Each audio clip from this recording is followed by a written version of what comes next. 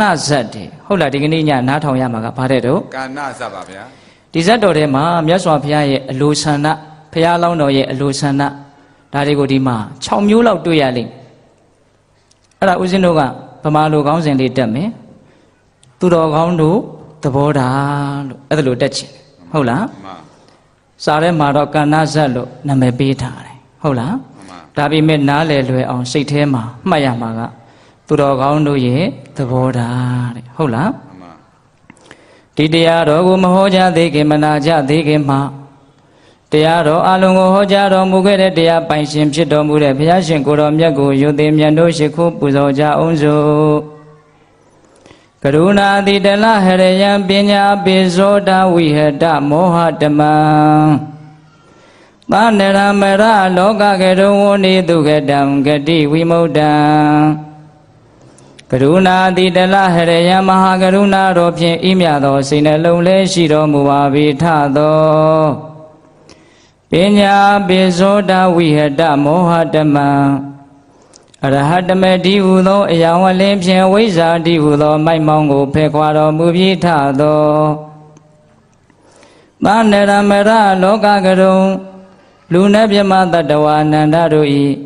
ကြောက်ဒီတန်တုအလေးကရုပြုရာတဆူရီသောဆရာသခင်လေးဖြစ်တော်မူပါ၏ထသောဂတိဝိမုဒ္ဒံဒေဝမနုဿာနိရယနှင့်ပေတတလိษံလာယရှိငါတန်သောဂတိတို့မှလီအထူးသဖြင့်ကင်းလွတ်တော်မူပြီးထသောသူကတံတတဝါတို့အားအကျိုးများကြောင့်ဟုတ်မှန်သောစကားကောင်းကိုသာမြတ်ဆိုတော်မူပါ၏ထသော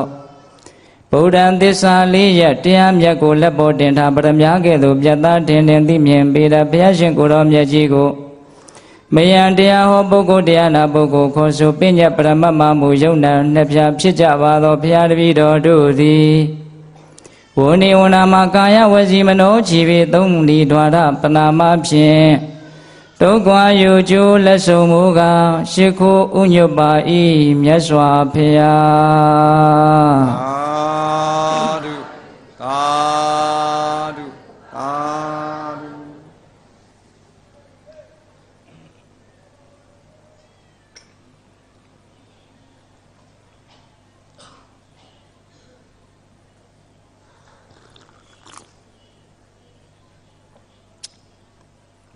နည်းနည်းအေးပတ်ထားလို့အတန်ကနည်းနည်းဟိုဖြစ်နေလို့နော်နည်းနည်းသီးခံပြီးတော့နားထောင်ကြ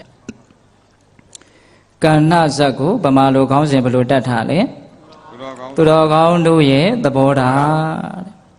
ဒီကဏ္ဍဇတ်တော်ကိုမြတ်စွာဘုရားဘာကြောင့်ဟောကြားတော်မူသလဲဆိုတော့ရှေးသူတော်ကောင်းတို့ကြီးရဲ့သဘောထားကိုတရားနာကြတဲ့ဝိနည်းပုဂ္ဂိုလ်များသိစေဖို့ဆိုတဲ့ရည်ရွယ်ချက်နဲ့ဒီကဏ္ဍဇတ်ဒေသနာကိုဟောကြားခဲ့ဦးဇင်းတို့ဇတ်ရဲ့ဏိဒန်းကိုအကျေတဝန်းမပြောကြတော့ပါဘူးဒီဇတ်တော်ထဲမှာဘုရားလောင်းပြောခဲ့တဲ့စကားတွေကအများကြီးပဲအဲ့ဒါတွေကိုဦးဇင်းတို့ကြည်ကြည်ပြန့်ပြန့်ပြောခြင်းတဲ့အတွက်ကြောင့်ဇတ်ရဲ့ဏိဒန်းကိုအချိန်ကုန်ခံပြီးတော့မပြောတော့စတင်ပြီးတော့ဘယ်ကပြောရမလဲဆိုလို့ရှိရင်ဘုရားလောင်းတော်ကြီးဟာတခုသောဘဝတုန်းကဂရေပေါင်းများစွာကြွယ်ဝတဲ့တတိတကြွယ်မိသားစုတစ်ခုရဲ့အိမ်မှာသွားပြီးတော့လူဖြစ်တယ်အဲ့ဒီလိုဖြစ်တော့သူ့ရဲ့မွေးလာတဲ့အခါမှာသူ့ရဲ့အသားကနည်းနည်းညိုတယ်ညိုတဲ့အတွက်ကြောင့်မိဘတွေကသူ့ကိုကဏ္ဍသတို့သားလို့နာမည်မှဲ့ကဏ္ဍဆိုတာပမာလိုပြောရရင်ညိုသောမဲသောလို့အဲ့ဒါလိုအဓိပ္ပာယ်ရတယ်အဲ့ဒီသတို့သားလေးကြီးလာတဲ့အခါကျတော့အိမ်တော်ရသားကြမိဘတွေသေဆုံးသွားအဲ့ဒီမှာမိဘတွေခြံထားတဲ့ပစ္စည်းတွေကိုကြည့်ပြီးတော့ဦးဇင်းတို့ဘုရားလောင်းတော်ကစဉ်းစားတယ်တဲ့ဘာစဉ်းစားတော့ဆိုတော့ဟောဒီပစ္စည်းဥစ္စာတွေဟာရန်သူမျိုး၅ပါးနဲ့ဝန်းရံနေတဲ့အတွက်ကြောင့်အနှစ်သာရဘာမှမရှိဘူးပိဇာနံဝေဒရံသာရဏဘာဝေနနေသာရတဒါနနာမတာရောရန်သူမျိုး၅ပါးတွေနဲ့ဝန်းရံနေတဲ့အတွက်ကြောင့်ဒီပစ္စည်းဥစ္စာရဲ့အနှစ်သာရဆိုတာတကယ်ရှားကြည့်ရင်မတွေ့နိုင်ဘူးဒါကြောင့်ဒီပစ္စည်းဥစ္စာတွေတဲကငါအနှစ်သာရထုတ်တဲ့အနေနဲ့ဒါနကောင်းမှုကိုငါအများကြီးပြုမှဖြစ်မယ်လို့ပထမတစ်ချက်သူအဲ့လိုစဉ်းစားတယ်ပိဿတို့စဉ်းစားဖို့လေးတွေချမ်းပြီးတော့ဦးဇင်းက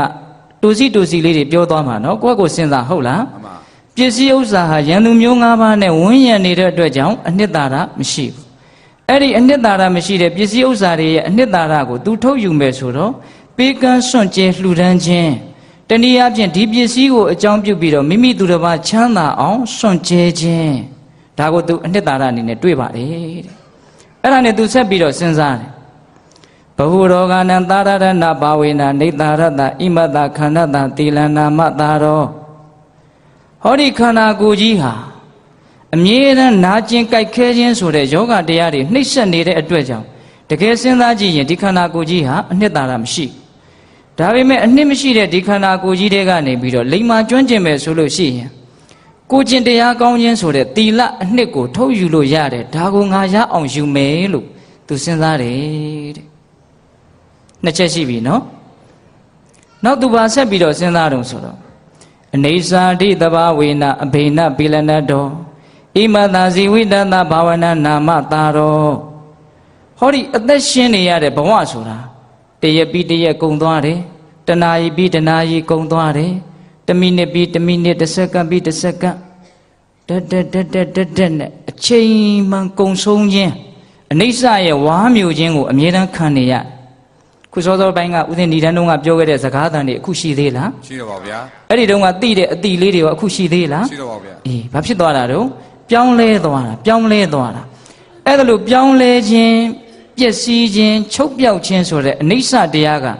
ဒီအသက်ရှင်ခြင်းဆိုတဲ့ဘဝကိုအမြဲတမ်းနှိမ့်ဆက်နေတယ်တဲ့သူညံနဲ့အဲ့ဒါလောက်ထိမြင်တယ်နော်သူဟုတ်လားအဲ့ဒီလိုအနိစ္စနဲ့နှိမ့်ဆက်နေတဲ့အတွက်ကြောင့်အနှစ်ရှာမရတဲ့ဒီအသက်ရဲ့ဒီဘဝရဲ့ဒီရှင်သန်ခြင်းရဲ့အနှစ်အနေနဲ့မသေးခင်မှာအသိဉာဏ်ကြီးအောင်စိတ်ရဲ့အေးချမ်းမှုတည်ငြိမ်မှုကိုရအောင်သမထဘာဝနာဝိပဿနာဘာဝနာဆိုတဲ့ဘာဝနာတရားကိုလှုပ်သွားနိုင်မယ်ဆိုရင်အဲ့ဒါရှင်သန်ခြင်းရဲ့အနှစ်သာရပဲတဲ့ဘာဝနာတရားကိုသူကဘယ်လိုတွေ့လဲရှင်သန်ခြင်းရဲ့အနှစ်သာရပိုင်ဆိုင်ခြင်းရဲ့အနှစ်သာရကဘာလဲဒါနာဒီတဲ့ပြောကြည့်စမ်းမပိုင်ဆိုင်ခြင်းရဲ့အနှစ်သာရသည်ဒါနာဒီခန္ဓာကိုယ်ကြီးရဲ့အနှစ်သာရသည်သီလဒီရှင်သန်နေတဲ့ဘဝရဲ့အနှစ်သာရသည်ဘာဝနာအဲ့ဒီသုံးခုကို तू အေးအေးဆေးဆေးပဲပဲနေနေစဉ်းစားပြီးတော့ဆုံးဖြတ်ချက်တစ်ခုကို तू ချတယ်ငါဓာတ်ထက်ကောင်းတဲ့အကျိုးစီးပွားကိုငါရှာမယ်ဆိုပြီးတော့ဒီရှိသမျှပိုင်သမျှပစ္စည်းဥစ္စာသက်ရှိသမျှအားလုံးကိုစွန့်ပြီးတော့ဟိမွန်တာတော်တဲ့ကိုတူးတဲ့ထွက်သွားတယ်ဟိုမှာယသိဝက်ပြီးတော့နေတာအဲ့ဒီလိုယသိဘဝနဲ့နေပြီးတော့ तू မကြပါဘူးသိပ်ပြီးတော့အကျင့်ကပြင်းထန်တဲ့အတွက်ကြောင့်ဇံအပိန်ညင်ရတယ်မြေရှိုးမိုးပြန်နိုင်တယ်နော်ရိုးရိုးလေးလူငယ်တွေနားလိုက်အောင်ပြောလိုက်တယ်အဲ့ဒီလိုအကျင့်ကသိပ်ပြီးတော့ပြင်းထန်တဲ့အတွက်ကြောင့်သူ့အကျင့်ရဲ့တကိုးအရှိန်စောဟာတာဝရိန္ဒာနတ်ပြည်ကတရားမင်းရဲ့နေရာကိုသွားပြီးတော့တုံလှုပ်အောင်အစွမ်းတတ္တိပြအဲ့ဒီမှာတရားမင်းကအေးဒီပုဂ္ဂိုလ်ကအကျင့်မြတ်ကိုသူများနဲ့မတူအောင်တော့ကျင့်နေပြီငါရဲ့နေရာကိုလိုချင်လို့များဒီပုဂ္ဂိုလ်ဒီအကျင့်တွေကိုကျင့်နေသလားပိဋကကိုနေရာပြောင်းမှာကိုစိုးရိမ်တဲ့စိတ်နဲ့တရားကသိလားသူ့နေရာပြောင်းမှာကိုစိုးရိမ်တဲ့စိတ်နဲ့အဲ့ဒါဒီယသိသူမြတ်ကိုငါစုံစမ်းမယ်ဆိုပြီးတော့အဲ့ဒီဖရာအလောင်းကနေပြီးတော့ဒီတပင်ရဲ့အောက်မှာထိုင်းပြီးတော့တရားနှလုံးသွင်းနေတဲ့အခါမှာသူကနောက်ကျောကနေလာရက်တရားမင်းကလာရက်ပြီးတော့သူကဖရာအလောင်းကိုစုံစမ်းမယ်ဆိုပြီးတော့ပထမသူကဘာစိတ်ကူးပေါက်တုံဆိုတော့ဒီပုဂ္ဂိုလ်ဟာသူ့ရဲ့မကောင်းတာတွေကိုပြောလိုက်ရင်သူဒေါသထွက်မလားမထွက်ဘူးလားသိခံနိုင်သလားမခံနိုင်ဘူးလားငါအရင်စမ်းအောင်မယ်ဆိုပြီးတော့ဂါထာလေးတစ်ပုဒ်နဲ့ဖရာလောင်းကိုလှမ်းပြီးတော့ရန်စတယ်တရားမင်းကနော်ကန္နောဝတ္တယံပုရိသောကန္နံဘုံစတိဘောဇနံကန္နေဘူမိပရိသသမိနမရှံမနာသောပိယောဘာပြောတော့အဓိပ္ပာယ်ကမဲညစ်တဲ့နေရာအပြင်မှာနေပြီးတော့မဲညစ်တာတွေစားပြီးတော့အင်မတန်မဲတဲ့တင့်ကိုငါရဲ့စိတ်နှလုံးထဲကမနှစ်သက်ပါဘူးတဲ့မုန်းနေတဲ့တတ်တမက်ကြီးလာပြောတာနော်ဘာအကြောင်းမှလည်းမရှိဘဲနဲ့အဲ့ဒီလိုလာပြောတာမဲတဲ့နေရာမှာနေပြီးတော့မဲတာတွေစားပြီးတော့မဲတဲ့လူတယောက်ကိုငါကြည့်မရဘူးလို့အဲ့ဒါလိုပြောတာပြောတဲ့အခါကျတော့ဘုရားလောင်းကနောက်လှည့်မကြည့်ဘူးတရားမင်းမှန်းသိတယ်သိတော့ဘုရားလောင်းဆိုတာကပညာလည်းကြီးတယ်တတိလည်းကြီးတယ်ပညာကြီးတဲ့လူတတိကြီးတဲ့လူဟာစကားတစ်ခွန်းပြောလိုက်လို့ရှိရင်ပြီးစလွယ်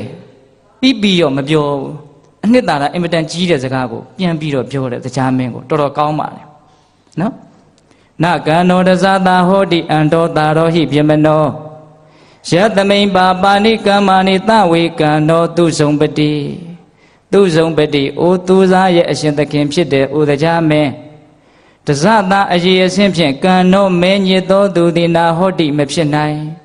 အရေးပြားလေးမဲနေတာနဲ့ဒီလူတယောက်ကိုမဲညစ်တဲ့လူလို့ပြောလို့မရပါဘူးတဲ့ကောင်းလိုက်ဘူးလားဟုတ်ပါဗျာ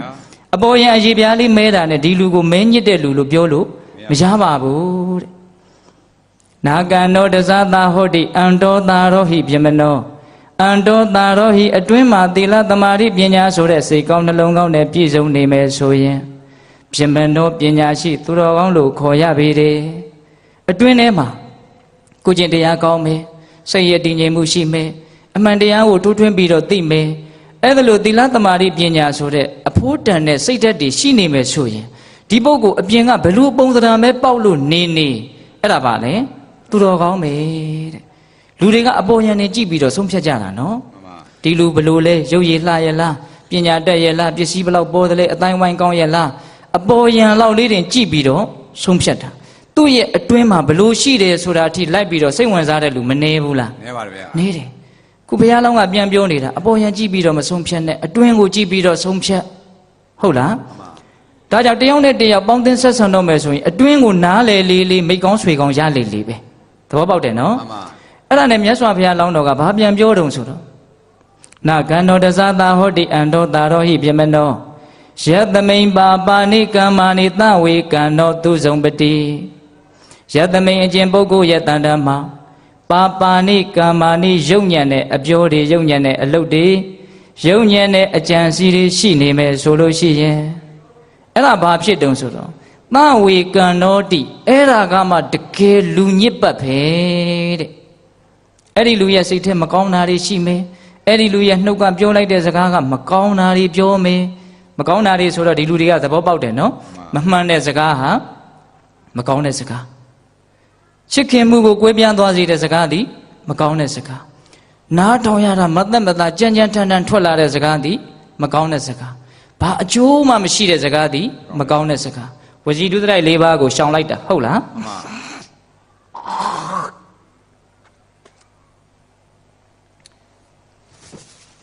အဲ့ဒါလို့ဦးဇင်းတို့ဘုရားလောင်းကြီးကအနှစ်ရှိတဲ့စကားပြန်ပြီးတော့ပြောလိုက်တာအပေါ်ယံကြည့်ပြီးတော့မဆုံးဖြတ်ပါနဲ့အတွင်းမှာသီလသမာဓိပညာရှိရင်ဒါသူတော်ကောင်းအတွင်းမှာယုံမှပတ်ဆက်တဲ့အကျံစီတွေရှိနေမယ်ဆိုလို့ရှိရင်အဲ့ဒါမှတကယ့်ကိုလူယုံမှအစ်စ်ပဲလို့အဲ့ဒါလို့ပြောလိုက်တာအဲ့ဒီတော့တရားမင်းကဟာကြည်စမ်းငါစိတ်တူစရာပြောတာကိုစိတ်မတူပါဘဲနဲ့တကယ့်တလျှောက်လုံးမှတ်သားတဲ့အဖိုးတန်တဲ့စကားကိုပြောကြလိုက်တာကောင်းလိုက်တာကြီးညိုသွားတယ်ဗျာတရားမင်းကနော်အစတုန်းကနေရာလူမှလားနေရာပြောင်းမှကြောက်တဲ့စိတ်နဲ့လာတာအခုစိတ်ပြောင်းသွားတယ်တရားမင်းကစိတ်ပြောင်းသွားတော့စိတ်ပြောင်းသည့်အားလျော်စွာဘုရားလောင်းကိုကြီးညိုသွားတော့ကြီးညိုသည့်အားလျော်စွာသူ့ရဲ့နှုတ်ကနေစကားသံတွေထွက်ကြလာတယ်ဧတာသမိန်တေသူလည်းပိတေပတိရူပေသူဘာတိတေ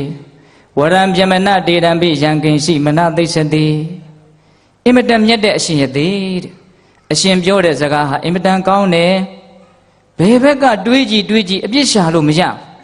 ဒီလိုကောင်းသောစကားကိုပြောကြားနိုင်တဲ့အစွမ်းရှိတဲ့အရှင်ရသေးကိုကျွန်ုပ်အင်မတန်ကြီးညိုပါတယ်ဒါကြောင့်မို့လို့အရှင်ရခြင်းတဲ့ဆုအရှင်အလိုရှိရာကိုပြောပါရှင်လိုချင်တာကိုကျုပ်ရအောင်ဖန်တီးပေးပါမယ်သူစိတ်ထဲမှာကြည်လင်သွားပြီဆိုတော့လိုချင်တာကိုဘာလုပ်ပေးမှာတဲ့လေဖန်တီးပေးမယ်တဲ့အဲ့ဒီလိုဘုရားလောင်းကိုလိုချင်တာပေးမယ်ဆိုတော့ဘုရားလောင်းကဘာတွေလိုချင်မှလဲဒီနေရာမှာတရားကအထာကလေးလည်းပါတယ်ဗျ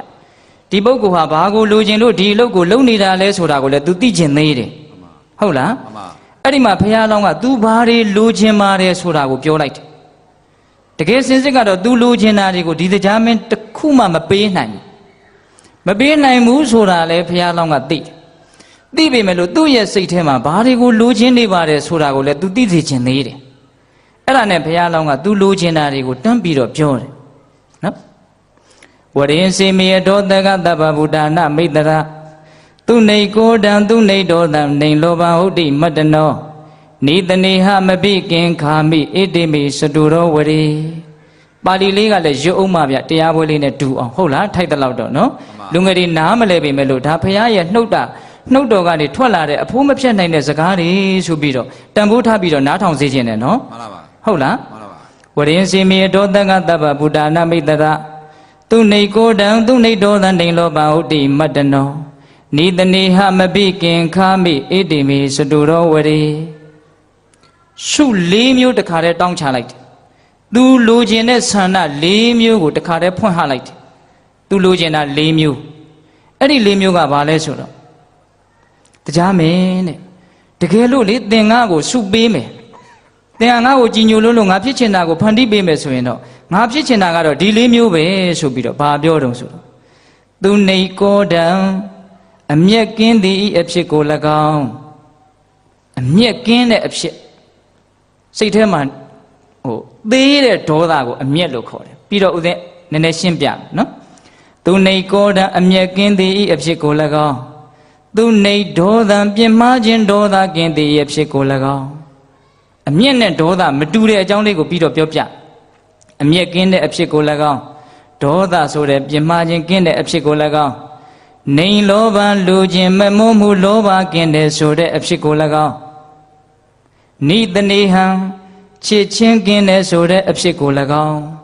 ဣတိမေစတုရောဝရိအင်းမြက်လာစွာတဲ့ဆု၄ပါးကိုငါရခြင်းနဲ့နော်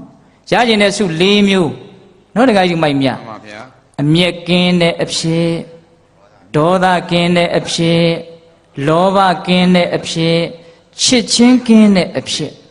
ဒီ၄မျိုးကိုတောင်းတာအဲ့ဒီ၄မျိုးကိုစီတန်းပြီးတော့တောင်းလိုက်တော့စကြာမင်းကြီးကအံ့ဩသွားတယ်လောကီစီစိန်တွေပဲတောင်းပါလားနတ်ဒီပြမာတွေပဲတောင်းပါလားဟာဘာတွေတောင်းပါလဲလို့ तू မျောလင့်ထားတယ်တခုခုတော့တောင်းပါပဲလေအဲ့ဒီမှာဒီမှာတောင်းလိုက်တဲ့ဆုက तू မျောလင့်ထားတာတခုမှမဟုတ်ဘူးအင်မတန်အံ့ဩစရာကောင်းတယ်ဒကာဓမ္မတို့ဦးဇင်းတို့တွေဒီတရားသာမနာဘူးသေးဘူးဆိုလို့ရှိရင်တစုံတယောက်သောပုဂ္ဂိုလ်ကမင်းကြိုက်တာတောင်းပါဆိုရင်ဒီလိုဆုတောင်းမျိုးပါဇက်ကနှုတ်ကထွက်လာတဲ့အကြောင်းရှိလား ရှိပါဘူးဗျာ မရှိကိုချင်းစာကြည့်နော်ကိုကကြားဘူးနာဝရှိနေလို့တောင်းရင်တောင်းမယ်ကိုစိတ်ကိုသဘောနှင့်သာဖြစ်ရင်တော့မင်းလိုတာတောင်းပါဆိုလို့ရှိရင်ဘာတွေတောင်းကြမှာလဲအဖြေမပေးနဲ့နော်အဖြေပေးရင်ရှက်စရာကြီးဖြစ်လိမ့်မယ်ဟုတ်လားရှက်စရာမဖြစ်ရင်လည်းမှုသာဝါဒဖြစ်မှာလို့ထင်တယ်နော်ဦးသိန်းကတော့ဟင်ဒကမာကြီးတွေဟုတ်လားအဲ့တော့ဘုရားလောင်းအခုတောင်းတဲ့ဆုကဘာတဲ့တုံးအမျက်ကင်းသောဒေါသကင်းသောလောဘကင်းသောချစ်ချင်းကင်းသောဒီအဖြစ်၄မျိုးကိုသူရချင်ပါတယ်ဆိုတော့တရားမင်းကအင်မတန်အံ့ဩတယ်အဲ့ဒီမှာအံ့လဲအံ့ဩတယ်စဉ်းလဲစဉ်းစားမိတယ်စဉ်းစားမိတော့သူ့ရဲ့စဉ်းစားတဲ့စကားသံကထွက်လာတာပဲသူကလည်းဘာပြောတုံးဆိုတော့ကိန္နုကောဒေဝလောဘေဝကိန္နုကောဒေဝဒောဒေဝလောဘေတဏဟသဗြမနကိန္နုကောဒေဝဒောဒေဝလောဘေတဏဟသဗြမနအာဒီနဝံတွံပတ္တိတံမေအခါဟိပုရှိတောငါမေးမယ်တဲ့ဒီဒေါသဆိုတဲ့အမျက်သဘောဒေါသဆိုတဲ့ပြင်းမှားခြင်းသဘောလူချင်းချင်းလောဘဆိုတဲ့လောဘသဘောချစ်ချင်းဆိုတဲ့ဒီသဘောတရားတွေမှာဘယ်လိုအပြစ်တွေကိုသင်ကမြင်လို့ဒါကိုမရချင်တာလေတဲ့နော်ကောဒေဝအမျက်၌၎င်းဒေါဒေဝဒေါသ၌၎င်းလောဘေဝလောဘ၌၎င်းတဏိဟံချစ်ချင်း၌၎င်းတွန်တင်သည်ကိန္နုအာရိနဝံဘယ်အပြစ်ကိုပတ္တိမြင်ပါသလဲအဲ့ဒီတရား၄မျိုးရဲ့အပေါ်မှာဘာအပြစ်တွေကိုမြင်လို့သင်ကမရချင်ရတာလေတဲ့သူကလည်းရှာရှာဖွေဖွေမေးတယ်နော်အဲ့ဒီတော့ဘုရားလောင်းကအဲ့ဒီတရားတွေရဲ့အပြစ်တွေကိုတစ်ခုချင်းပြန်ပြောတယ်အဲ့ဒါဦးဇင်းတို့အတွက်အင်မတန်အဖိုးမဖြတ်နိုင်တဲ့ယတနာတစ်ခုဖြစ်လာတာမယ်ဒါတရားမင်းကိုကျေးဇူးတင်ရမယ်တရားမင်းကဒါရဲ့ဘာအပြစ်တွေကိုမြင်လို့သင်မလို့ချင်တာလဲလို့မေးလို့ဒီအပြစ်တွေကိုဘုရားလောင်းကပြောတာမဟုတ်လား မှန်ပါ အဲ့တော့ဘုရားလောင်းကတော့ပထမကျေးဇူးရှင်ပေါ့အခုဒုတိယကျေးဇူးရှင်ကတရားမင်းပေါ့အခုတတိယကျေးဇူးရှင်ကဦးဇင်းမဟုတ်သေးဘူးလေဦးဇင်းတို့အရင်ပြောခဲ့တဲ့ဘုန်းကြီးတွေအများကြီးရှိသေးဟုတ်လားဆရာတော်တွေတန်ဃာတော်တွေအများကြီးပြောခဲ့တာနော်တခါကြီးမိုက်မြအဲ့တော့တလုံးနဲ့ပြောရရင်တတိယကျေးဇူးရှင်ဟာတန်ဃာဖြစ်လိမ့်မယ်ဟုတ်လားတခါကြီးမိုက်မြပထမကျေးဇူးရှင်ကဘုရားဒုတိယကျေးဇူးရှင်ကတရားမင်းကပြောလို့တရားကိုဦးဇင်းကနေရာထားလိုက်တာပဲခုတတိယပြောလိုက်တာကတန်ဃာတော်ရှင်မြတ်တွေပြောတာသူတော်ကောင်းကြီးတွေပြောခဲ့တာဟုတ်လား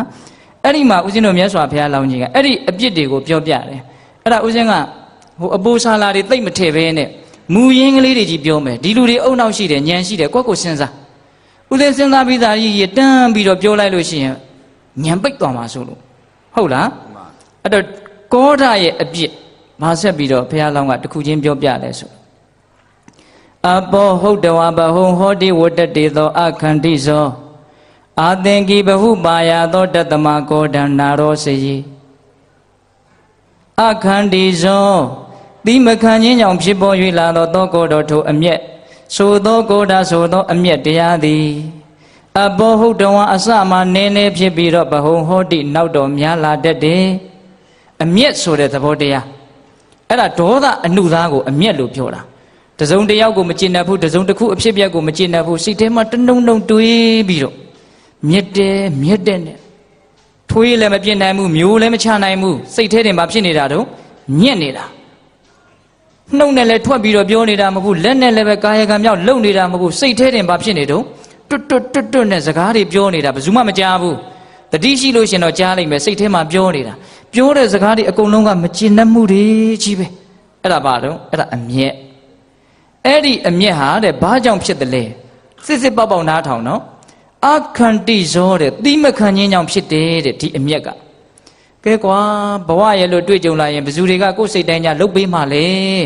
ဖြစ်ချင်တာဗျံပရာဖြစ်နေတဲ့လောကကြီးမှာတိခံခြင်းဆိုတဲ့လက်နက်ကိုကင်ဆွဲမထားဘူးဆိုရင်ဘယ်တော့မှအဆင်ပြေမှာမဟုတ်ဘူးလို့နားလည်ပြီးတော့ပြောသမျှစကားတွေကြားသမျှစကားတွေတွေ့သမျှအခြေအနေတွေကိုငါတိခံလိုက်မယ်ဆိုလို့ရှိရင်အမျက်ဖြစ်เสียအကြောင်းရှိလားမရှိအဲ့ဒီလိုတိမခံနိုင်ဘူးပြောတာလည်းမကျင်တတ်ဘူးကြားတာလည်းမကျင်တတ်ဘူးမကျင်တတ်တာတွေများနေတာဟာတိမခံနိုင်လို့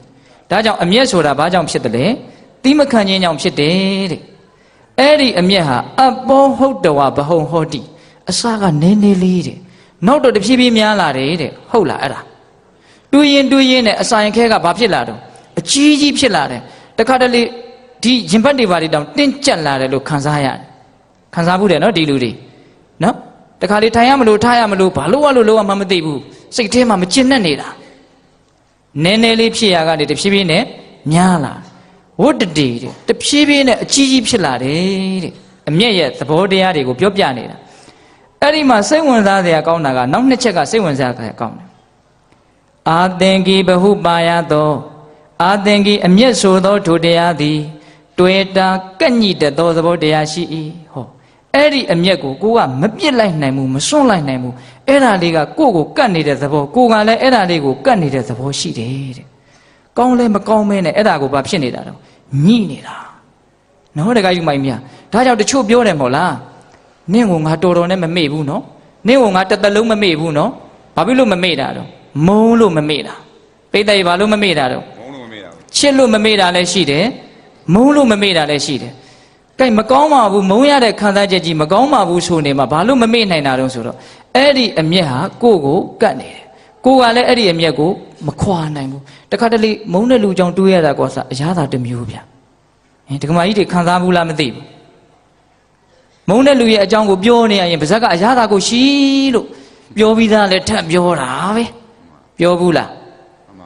ဟင်မုန်းတဲ့လူအကြောင်းထက်ချီတလဲလဲမပြောဘူးလားပြောပါတယ်ဗျာဘာဖြစ်လို့ပြောနေတာလဲအရာသာရှိလို့ပေါ့အဲ့ဒီလိုအမျက်ဆိုတာကန့်ညိတဲ့သဘောရှိတယ်တဲ့ပြီးတော့ဘဟုပါယသောစိတ်နှလုံးကိုညှိုးနှမ်းသွားအောင်ပင်ပန်းသွားအောင်ဟိုပန်းကလေးများကိုလက်နဲ့ဆုပ်ချေသလိုမျိုးပေါ့အင်မတန်ပင်ပန်းသွားအောင်အမျက်ဟာတတ္တဝါကိုလုံနိုင်စွမ်းရှိဒီလူတွေအကုန်သဘောပေါက်ပြီးသားပဲလူတိုင်းအမျက်ဖြစ်ဘူးပြီးသားဒါကိုပဲဘုရားအလောင်းကခေါင်းစဉ်တက်ပေးနေတာဟုတ်လားအာသင်္ကိဘဟုပါယသောတွေ့တာကန့်ညီသောသဘောရှိပြင်းစွာပင်ပန်းခြင်းသဘောရှိတတ္တမထို့ကြောင့်ကောဒံထိုအမျက်ဆိုတဲ့ဒေါသအနုသားကိုအဟံငါသည်နရောစေမနှစ်သက်နိုင်ဘူးအမျက်ဟာတဖြည်းဖြည်းနဲ့ကြီးလာတယ်ကန့်ညီတဲ့သဘောရှိတယ်တတ္တဝါကိုအပြင်းထန်ပင်ပန်းစေတယ်ဒါကြောင့်ဒီအမျက်ကိုငါမကြိုက်ဘူးတဲ့ဒါအမျက်ရဲ့အပြစ်နော်ဒါကြောင့်ဒကာကြီးဒီမိုင်းမြအမျက်ဖြစ်เสียကြုံလို့ရှိရင်စိတ်ထဲမှာသိမ့်မထားသင့်ဘူးဘုရားတို့ကျမ်းဂန်နေတဲ့မှာလေတချို့သောပုဂ္ဂိုလ်တွေဟာအမုန်းတရားတွေကိုစိတ်ထဲမှာသိမ့်ထားဘယ်လိုမျိုးထိသူတို့သိမ့်ထားတော့သေတိမမေ့ဘူးတန်တရားတိမမေ့ဘူးကြောက်သားထဲမှာထွင်းထားတဲ့ကြောက်စာတွေလို့ပါတာနလေခဒီဘဝတွေမကဘူးတန်တရားတစ်လျှောက်လုံးသိမ့်တာကြားဘူးတယ်မဟုတ်လားဟိုလင်းတူမယားနှစ်ယောက်တစ်ယောက်နဲ့တစ်ယောက် ဟိုကိုဝင်ကြအောင်ဖြတ်ချရင်းနဲ့တယောက်ကကြောင်မဖြစ်တယ်တယောက်ကကြက်မဖြစ်တယ်ကြက်မဥတိုင်းကြောင်မကစားပြန်ပြီးတော့ဆူတောင်းတဲ့အမုန်းတရားတွေနဲ့ထပ်ပြီးတော့ကြောက်သားတဲ့ထွင်းတယ်လို့မျိုးထွင်းမြန်တာပဲတယောက်ကသမင်ဖြစ်တယ်တယောက်ကကြားဖြစ်တယ်ပြန်ပြီးတော့ထွင်းမြန်တာပဲတယောက်ကလည်းဟုတ်လားတယောက်ကလူမဖြစ်တယ်တယောက်ကဘီလူမဖြစ်တယ်ဖះလက်ထက်မှာအဆုံးသတ်သွားတယ်ဒီလူတွေစီဇလန်းကြားဘူးတယ်အဲ့ဒါပါလေပါတာနာလေခတန်တရားတစ်လျှောက်လုံးသိမ့်ထားတာဟုတ်လားတချို့ကြတော့အဲ့ဒီလူတွေတဲ့တော်တယ်ပထဝီလေခသဲတောင်မြေပေါ်မှာမြေကြီးပေါ်မှာရေးချစ်ထားတဲ့အချစ်လိုခဏလောက်တော့ရှိနေတယ်ကြာတော့လေတံမိုးတံနဲ့ပျောက်သွားရောအဲ့ဒါထက်တော်တဲ့လူတွေရှိသေးတယ်အဲ့ဒါပါလဲဆိုတော့ဥဒကလေခရေထဲမှာအရေးအကြောင်းရေးလိုက်တယ်ထင်သလားထင်ပါဘူးဗျာရှေ့ကတုတ်ကလေးသွားတာနဲ့နောက်ကတန်းပြီးတော့ပြတ်သွားတာအားကြရကောင်းတယ်နော်အဲ့တော့ပေးတတ်တော့အဲ့လိုဖြစ်အောင်မကြိုးစားသင့်ဘူးလားကြိုးစားသင့်ပါဗျာအေးကြားပြီးပြက်တွေးပြီးပြက်ဘာမှစိတ်ထဲကိုသိမ့်မထားနဲ့အနှစ်မရှိသောအရာတွေဆင်းရဲသေးသောအရာတွေလို့ကိုဆုံးမပြီးတော့ဥဒကလေခဖြစ်အောင်မကြိုးစားသင့်ဘူးလားကြိုးစားသင့်ပါဗျာဥဒကလေခအကယ်၍မဖြစ်တော့မှပထဝီလေခတော့အနည်းဆုံးဖြစ်တဲ့နော်အေးဒါအမျက်နဲ့ပတ်သက်ပြီးတော့ပြောတာတစ်ခုကိုအကျယ်ကြီးပြောရင်တရားကသိရှည်လေရသွားလိမ့်မယ်ဆက်ပြီးတော့ပြောမယ်နော်အမျက်ကင်းမရစေအဲ့ဒီအမျက်မှာဘာအပြစ်ရှိလို့လဲအခုပြောလိုက်ပြီအမျက်ပြီးကြတော့နော်နောက်အဲ့ဒီအမျက်ကနေကြီးထွားလာတဲ့ဒေါသရဲ့အပြစ်ကိုပြောတော့မှာအမျက်သည်နှုသောဒေါသသည်ကြီးသောဒေါသတစ်ဖြတ်သေးရဲ့အတူတူပဲနော်ဒီဘက်ကအနုဒီဘက်ကအယင့်ဟုတ်လားအေးဒေါသကြတော့ဘယ်လိုပြောတုံးဆိုတော့ဒုဋ္ဌတာဖရုတာဝါစာပရမသောအနန္တရာတတောပါဏိတတောတံတောတတ္တပရမတတိဒေါသောကောဋ္ဌသမုဋ္ဌာနောတတ္တမဒေါသံနာရောစေဒေါသကြတော့ကောဋ္ဌသမုဋ္ဌာနောအမျက်ကြောင့်ဒေါသဆိုတာဖြစ်လာတာခုနတုန်းကအမျက်ကလေးကိုဗရိမအုပ်လိုက်နိုင်လို့ရှိရင်ဒေါသဆိုတာဖြစ်လာမေးတဲ့အဲ့ဒီဒေါသကဘယ်လိုမျိုးလှုပ်တက်တယ်လဲဆိုတော့ဒုဋ္ဌတဖရုတာဝါစာပထမဥစွာသူရှိနေပါတယ်ဆိုတာကိုသူဘလို့နီးနဲ့ပြတယ်လဲဆိုတော့ကြမ်းထမ်းတဲ့စကားတွေကိုထွက်ပြီးတော့ပြတယ်တဲ့ဒေါသဖြစ်လာရင်ပထမဘာဖြစ်လာမလဲစကားတွေကြမ်းလာမယ်လေသံတွေမားလာမယ်မျက်နှာထားတွေတင်းလာမယ်ဟုတ်လားဒေါသရဲ့လက္ခဏာတွေပြောနေတာနော်ဒုဋ္ဌတာဖရုတာဝါစာကြမ်းထမ်းတဲ့စကားတွေနဲ့ပတ်ဝန်းကျင်လောကကိုနှိပ်စက်မယ်ပထမအဆင့်ဒေါသသည်ကြမ်းထမ်းတဲ့စကားလုံးတွေနဲ့အသွင်ပြောင်းပြီးတော့လောကလူသားတွေကိုဘာလုပ်မှလဲနှိပ်စက်ပတ်ဝန်းကျင်ကိုနှိပ်စက်ဒုဋ္ဌတာဖရုတာဝါစာပရမသောအနန္တရာအဲ့ဒီနောက်တော့ဒေါသကမထိန်နိုင်ဘူးဆိုရင်အဲ့ဒီလူရဲ့လက်ကိုယ်တော်၎င်းဆပင်ကိုယ်တော်၎င်းဆွဲမယ်တဲ့ရိုက်မလို့ဟုတ်လားတဆင်ချင်းပြောတာနော်ဘုရားလောင်းစိတ်ရှိနဲ့ပြောတာနော်ပထမကြမ်းထမ်းတဲ့စကားဒုတိယလက်ကိုယ်တော်၎င်းဆပင်ကိုယ်တော်၎င်းအင်ကြီးကိုယ်တော်၎င်းဆွဲမယ်တဲ့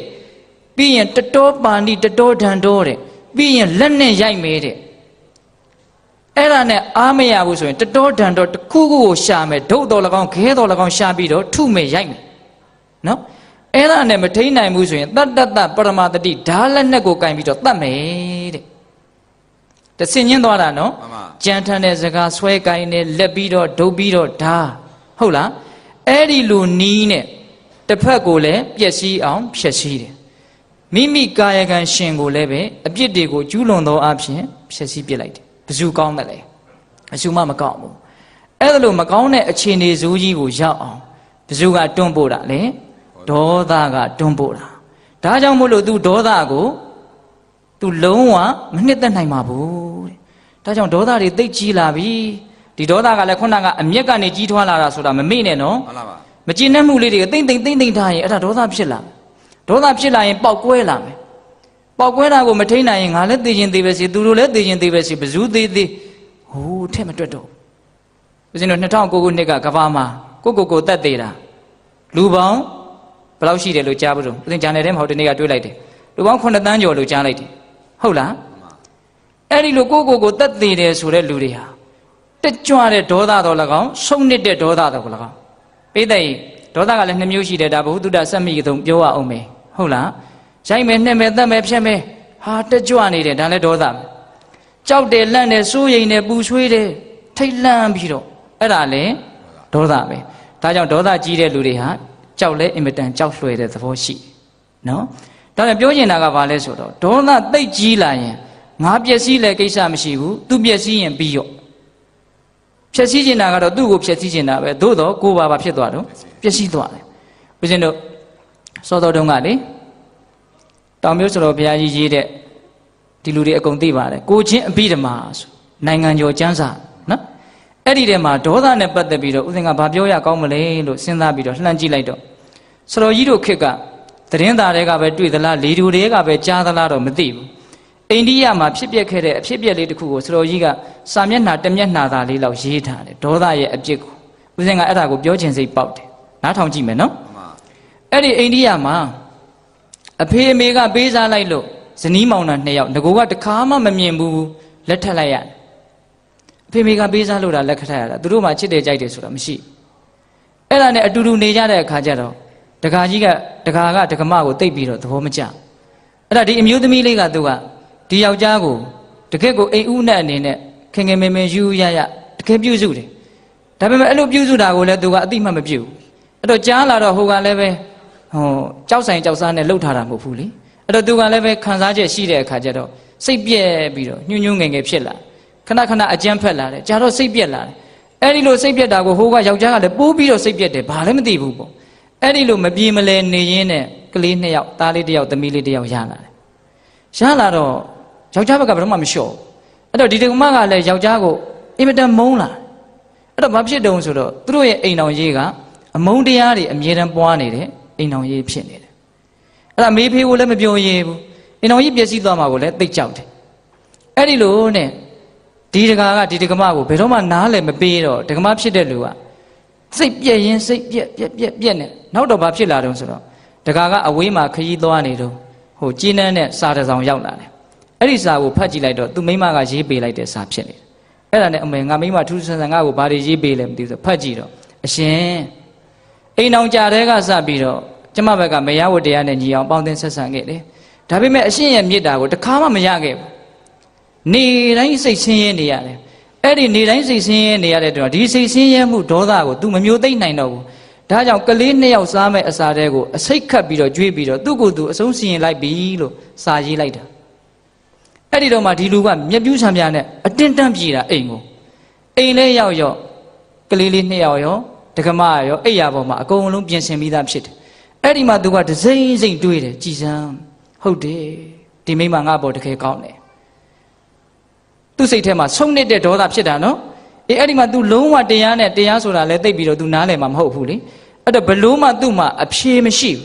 အဖြေမရှိတော့ဘာအောင်ဆိုခါးကြားမှာထိုးထားတဲ့တနတ်နဲ့သူ့ကို तू အဆုံးစီရင်လိုက်တယ်ဘယ်သူကောင်းတယ်လဲဘယ်သူမှမကောင်းတော့ဘူးအဲ့ဒီလိုအားလုံးပြက်စီးသွားတဲ့အခြေအနေဇိုးကြီးတစ်ရက်ကိုဖြစ်လာအောင်ဘယ်သူကလက်သေးတရခံမှွေနှောက်ပြစ်လိုက်တယ်လဲလို့မေးရင်ဒေါသကမှွေနှောက်ပြစ်လိုက်တာအဲ့ဆိုတော့ကြီးကအဲ့ဒါလေးကိုရေးပြထားတယ်အဲ့ဒီဒေါသဒီဘာကြောင့်ဖြစ်တယ်လဲအမျက်ကြောင့်ဖြစ်တာဒါကြောင့်မကျေနပ်မှုအသေးလေးတွေကိုဘယ်တော့မှသိမ့်မထားနဲ့အဲ့ဒါတနေ့အန်ရပေးလိမ့်မယ်သဘောပေါက်တယ်နော်အဲ့ဒီအမျက်ကသီးမခံခြင်းကြောင့်ဖြစ်တာဒါကြောင့်တော်တော်တန်တန်ဟာကိုသီးခံရမယ်သီးခံရင်အမျက်မဖြစ်ဘူးအမျက်မဖြစ်ရင်ဒေါသမဖြစ်ဘူးဒေါသမဖြစ်ရင်ဒေါသကြောင့်ဖြစ်ပေါ်လာမဲ့ဆိုးကျိုးတွေရှိတော့ကောင်းတယ်နော်တကယ်ကြီးမိုက်မြအေးဒါကြောင့်ဒေါသကို तू မနှစ်သက်နိုင်ဘူးတဲ့အပြစ်တွေများလို့ကိုင်လောဘကိုကြတော့ဘာကြောင့် तू မနှစ်သက်နိုင်တယ်လေပိဋကနှစ်ပိုက်ရှိသွားပြီနော်အမျက်ရဲ့ဒေါသရဲ့အခုလောဘရောက်လာပြီနော် तू လောဘကင်းမရစီလို့ဆူတောင်းထားတာအခုလောဘရောက်လာပြီနော်အဲ့ဒီမှာလောဘရဲ့အပြစ်ကို तू ကဘာပြောတုံဆိုတော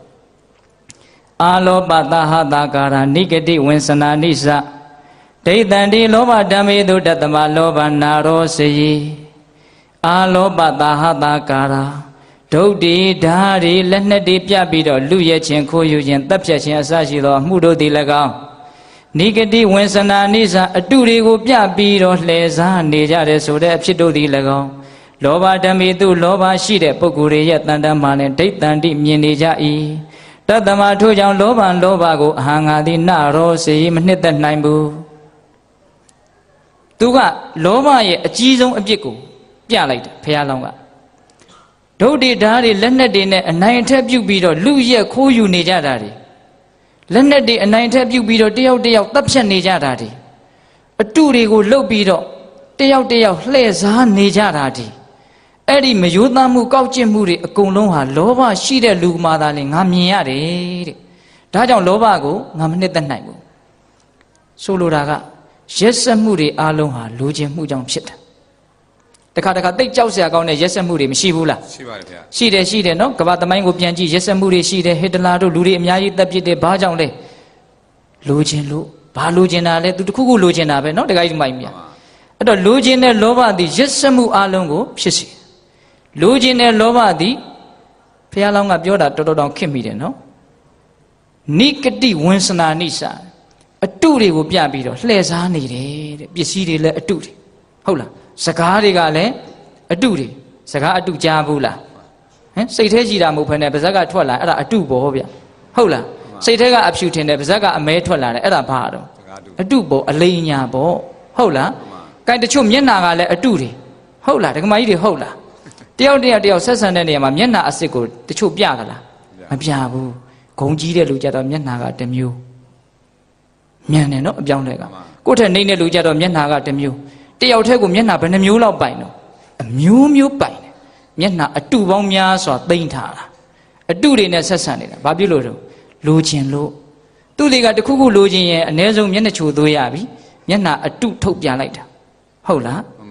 အဲ့တော့ဘုရားလောင်းကဒီမှာပြောထားတယ်ရက်စက်မှုတွေအလုံးသည်လောဘရှိတဲ့လူမှငါမြင်ရတယ်ကောက်ကျစ်မှုတွေလိမ်လည်မှုတွေအတုလုံးမှုတွေအလုံးသည်လောဘရှိတဲ့လူမှငါမြင်နေရတယ်ဒါကြောင့်အဲ့ဒီလောဘကိုငါမရချင်ဘူးတဲ့အဲ့ဒီတော့လောဘကြောင့်ရက်ဆက်လာတယ်လောဘကြောင့်ကောက်ကျစ်လာတယ်ဒီလိုကောက်ချက်ဆွဲရမယ်နော်တခါကြီးတို့အဲ့ဒီရက်ဆက်မှုအဲ့ဒီကောက်ကျစ်မှုတွေကအဲ့ဒီလူကိုတတ်တာခွင့်ပေးပါမလားဟင်ဒကမာကြီးများလောဘကြောင့်ရက်ဆက်ပြီးလောဘကြောင့်ကောက်ကျစ်ပြီးအဲ့ဒီရက်ဆက်မှုကောက်ကျစ်မှုတွေကအဲ့ဒီလူကိုတတ်တာခွင့်ပေးပါမလားမပေးဘူးဒုက္ခတွေဖြစ်စေမှာပဲအဲ့တော့လောဘရဲ့စနက်ကသိပ်ပြီးတော့မသေးဘူးဗျဦးဇင်းတို့မြတ်စွာဘုရားလက်ထက်ကလေကမောက်ကမတွေကိုလောဘကဖြစ်စေတော့ကမောက်ကမအကျိုးဆက်တွေကိုဆက်ပြီးတော့ပေးတတ်တဲ့အကြောင်းကလေးဒါလေးကိုနည်းနည်းပြောကြည့်ချင်းဟုတ်လားဦးဇင်းတို့မြတ်စွာဘုရားလက်ထက်ကမဟာကာလဥပဒကဆိုတာရှိသောတာပန်အရိယာပုဂ္ဂိုလ်ကြီးပဲစိတ်ကောင်းနှလုံးကောင်းအင်မတန်ကြီးပါတယ်တနေ့တော့ဘုရားကျောင်းတော်ကနေပြီးတော့ဇေတဝန်ကျောင်းတော်ကနေဥပုံဆောက်အဲ့ဒီခေတ်ကဥပုပ်တွေကကျောင်းတော်မှာညအိတ်တဲ့ထုံးတန်ရှိမနေ့ခင်းမှာလင်းပြီဆိုတော့မှကျောင်းတော်ကနေထပြီးတော့အိမ်ပြန်တယ်အဲ့ဒါဝီလီဝင်လေးသူကထသွားကျောင်းဘဝမှာရှိတဲ့ရေကမှာမျက်နှာတစ်မဟာကာလဥပဒကအဲ့ဒါမြို့တဲကနေပြီးတော့တာဝိဋ္ဌိမြို့တဲကနေတခိုးတယောက်ကနောက်ကလူတွေလိုက်လို့ပြေးလာတာပြေးလာတော့သူ့ရဲ့လက်ထဲမှာပါတဲ့အထုပ်ကိုမပြီးတော့ပြေးနေရင်ဒီလူတွေရဲ့လက်ကလွတ်မှာမဟုတ်ဘူးဆိုပြီးတော့အဲ့ဒီမဟာကာလဥပဒကရှေ့ကုန်းပြီးတော့မျက်နှာတစ်တဲ့နားကိုအဲ့ဒီအထုပ်ကြီးကိုသူကချထားခဲ့တာအဲ့ဒါနောက်ကလိုက်လာတဲ့လူတွေကတခိုးမျက်ခြေပြတ်သွားဒီအထုပ်ကြီးတွေ့တဲ့အခါကျတော့ဩမေတခိုးကအခုပြေးလို့မလွတ်တော့မှဥပုပ်ဆောင်ပြီးတော့ပြန်လာတဲ့ဥပုပ်တယ်လို့ဘာလို့ဟန်ဆောင်နေတယ်တဲ့အဲ့ဒါနဲ့ဝိုင်းပြီးတော့မဟာကာလဥပဒကကိုတခိုးပါဆိုပြီးတော့ဝိုင်းရိုက်ကြတာဘလို့တောင်းမှန်လို့မှမရဘူးဘလို့ရှင်းပြလို့မှမရဘူးသောတာပန်အရိယာပုဂ္ဂိုလ်ကြီးတယောက်ဟာတခိုးလို့အစွတ်ဆွဲခံရတာသည်ရှင်းနောက်ညီပါသလားမညီဘူးခုကိုဒီလက်ရောက်အရိုက်အနှက်ခံရတယ်အစော်ကားခံရတယ်ရှင်းနောက်ညီပါသလားမညီဘူးအဲ့ဒီရိုက်တဲ့ဒဏ်ရာနဲ့အဲ့ဒီနားနဲ့ပွဲချင်းပြီးသေတယ်အဲ့ဒီမှာယဟန်တော်တွေကမြတ်စွာဘုရားကိုလျှောက်တယ်ရှင်ဘုရားဒီလိုသူတော်ကောင်းကြီးတယောက်မှာဒီလိုသေခြင်းမျိုးသေရတာဘယ်လိုမှမသင့်တော်ပါဘူးအဲ့ဒီမှာမြတ်စွာဘုရားကဘာပြောတုံးဆိုချစ်သားတို့အခုလောက်ရက်ကိုကြည့်ရင်တော့မသင့်တော်တာမှန်တယ်ငကိုတုံးကလှုပ်ထားတဲ့လောဘရဲ့စနက်ကိုကြည့်မယ်ဆိုရင်တော့သင့်တော်ပါတယ်မြတ်စွာဘုရားဆိုတော့မြင်တော်မူတာကိုဗျနော်အဲ့ဒါနဲ့ဒီမဟာကာလဥပဒကအကြောင်းကိုယဟန်တော်တွေမေးတာနဲ့မြတ်စွာဘုရားကအမိန့်ရှိတယ်တခုသောဘဝတုန်းကဒီမဟာကာလဥပဒကတောအုပ်တစ်ခုရဲ့အဝမှာရှိတဲ့ရွာကြီးတရွာမှာသူဟာရွာရဲ့အကြီးအကဲကြီးတယောက်ဖြစ်တယ်အဲ့ဒါဘုရင်မင်းမြတ်ကဒီတောထဲမှာရှိတဲ့တခိုးဓမြတွေရဲ့ဘေးကလွတ်အောင်ခရီးသည်တွေလာလို့ရှိရင်သင်ကဥဆောင်ပြီးတော့ခရီးသည်တွေကိုဟိုဘက်ကိုလွတ်အောင်ပို့လို့အဲ့ဒါလို့သူကကာကွယ်ရေးတာဝန်ကိုမလုပ်ထားတော့ယူထားတာအဲ့ဒီရွာအကြီးအကဲကအဲ့ဒါနဲ့တနေ့ကျတော့သူတို့ရွာကိုလင်မယား2ယောက်လှဲလေးနဲ့ရောက်လာတယ်အဲ့ဒါနဲ့ကျုပ်ကိုဟိုဘက်ကိုလွတ်အောင်လိုက်ပို့ပေးပါတခိုးတွေဓမြတွေရန်ကကြောက်လို့ဟာအဲ့ဒီလိုဆိုလို့ရှိရင်ဘယ်နဲ့လုံမလို့အဲ့တော့မှဒီအကြီးအကဲကဒီလင်မယား2ယောက်ကိုကြည့်တော့ဒီအမျိုးသမီးကအင်မတန်ချောတဲ့အခါကျတော့သူကရားချင် သူများမရကိုရကျင်တာနော် မှန် အဲ့ဒီလိုရကျင်တဲ့အခါကျတော့ဘယ်လိုရအောင်လုပ်မလဲလို့ပါဇက်ကသာဟိုလူနဲ့စကားပြောနေတာစိတ်ထဲကအလုပ်တွေရှုပ်ပြီးတော့တွေးနေတယ်သူကသိလားအဲ့ဒါနဲ့သူကနေပါအောင်တညအိပ်ပါအောင်မနေ့ကျရင်ပို့ပါမယ်အကြံထုတ်ချိန်ရအောင်လို့ဒီအမျိုးသမီးကိုရဟိုကအမျိုးကောင်းသားကပြောတယ်အခုမှနေအစောကြီးရှိပါသေးတယ်ကျုပ်တို့ကိုလိုက်ပို့ပါဟိုဘက်ကိုအရေးကြီးလို့သွားနေရရှိလို့ပါအိုးနေပါအောင်အခုမှမြင်မြင်ချင်းခင်လို့ပါထမင်းတွေပါလေးစားပါအောင်ဆိုဇွတ်အတင်းအိမ်တိမ်မှာထားပြီးတော့ထမင်းတွေဟင်းတွေချက်ပြီးတော့ဘလို့မှသွားလို့မရအောင်အချိန်ဆွဲထားလိုက်တယ်ပြီးတော့သူ့အိမ်ထဲဝင်ပြီးတော့အေးအေးဆေးဆေးစဉ်းစားတယ်ဒီမိမကိုရအောင်ငါဘယ်လိုလုပ်ရမလဲ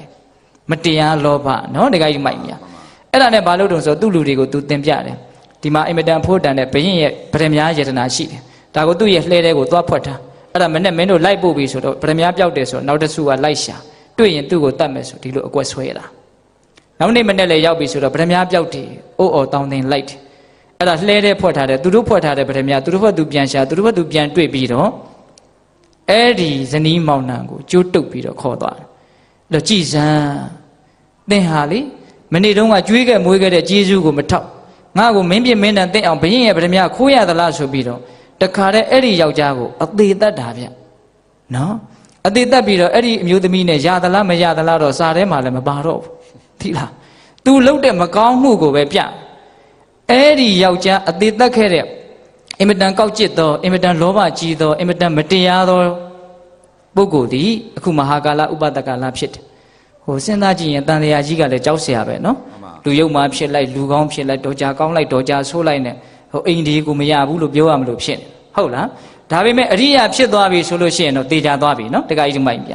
အေးမဟာကာလဥပဒကရဲ့အဲ့ဒါလို့ရုပ်ပြက်ဆင်းပြက်သေအောင်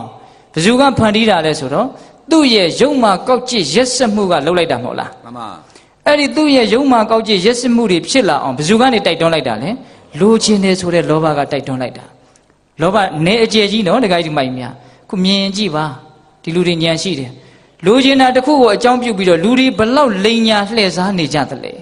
ဘလောက်တယောက်ကိုတယောက်ကောက်ကျစ်နေကြသလဲဒီလူတွေပို့ပြီးတော့မြင်လိမ့်မယ်လို့ထင်တယ်မှန်ပါ လူချင်းတာတစ်ခုအတွက်နဲ့အမေကိုလည်းရံဖြစ်ရဲတယ်တရားလည်းဆွဲရဲတယ်ဟုတ်လား မှန်ပါ အဖေအမေကိုလည်းပြန်ပြီးတော့ဘာဖြစ်ဖြစ်ပြောရဲတယ်ခကြီးကကြောက်เสียလည်းကောင်းတယ်နော်ကဲထားတော့အဲ့တော့လောဘဆိုသောတရားသည်